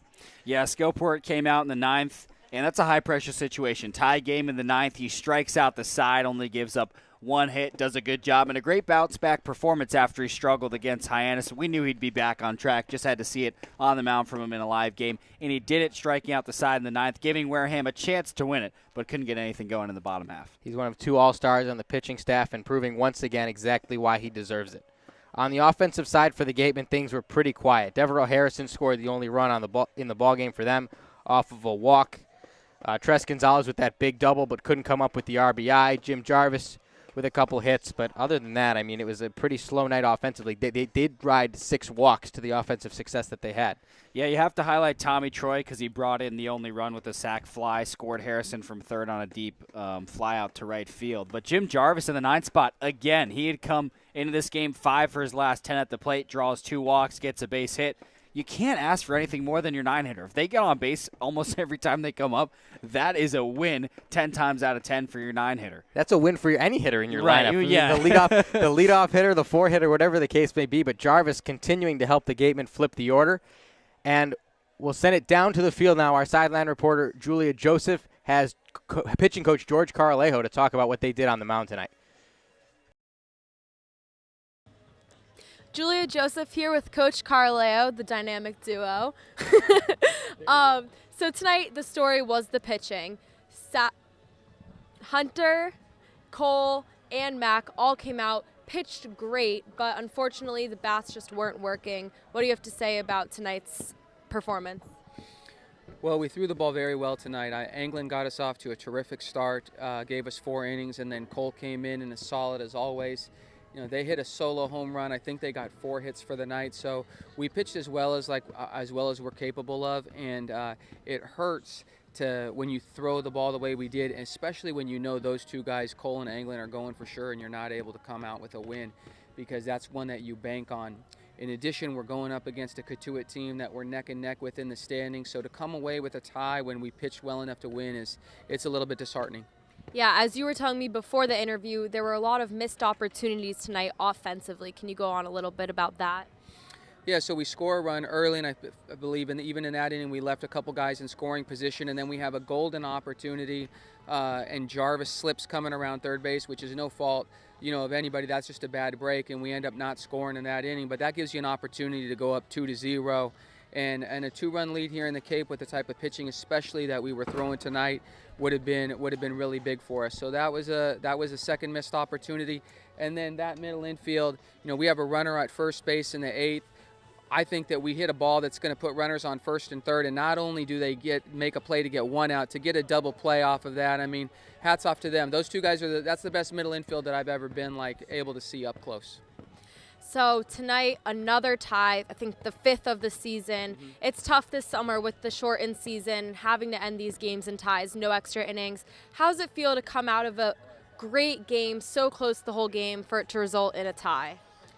Well, it's disappointing. It's disappointing for us to tie a game that I feel like we played well enough in certain aspects to win.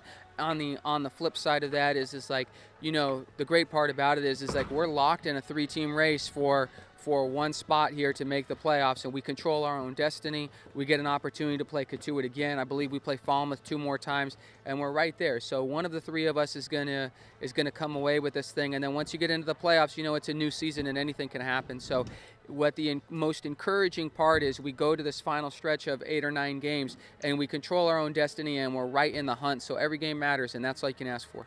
Great. Thank you so much, Coach. Thank you, Julia. Back to you guys. Thanks, Julia. For the Gatemen tonight, the pitching was there. The bats were not. They come away with their 5th tie of the season. And improve or fall or whatever it is, I don't know what you call it in the record, but they're now 10, 14, and 5. Cotuit, believe it or not, tied their first game of the year. So they go to 12, 15, and 1. And we talked all night about the big implications that this game would have in the standings, Jack. Where did we fall after the night's games are, for the most part, over? So I've done the math, and by do the math, I mean typed in about 5 numbers in Excel. We created an Excel sheet to keep track of the points per game, because that's how they're going to keep track of it this summer. Falmouth with the win tonight against Chatham, now a little bit further ahead. They have .96 points per game. We're just taking the total points they have, 2 for a win, 1 for a tie, and dividing it by the number of games they've played. They're at .96. Cotuit behind them at .89, and Wareham at .86. All that adds up to still a neck-and-neck race, and still a lot of games to be played. 9 games, and 6 of those games for Wareham against Western Division teams. So Wareham far from out of this division race, but a slight setback tonight with the tie. All right. For Nick Magas and Jack Sadighian, our entire crew, the Gatemen tie this one tonight. We say thank you so much for joining us, and have a great Sunday.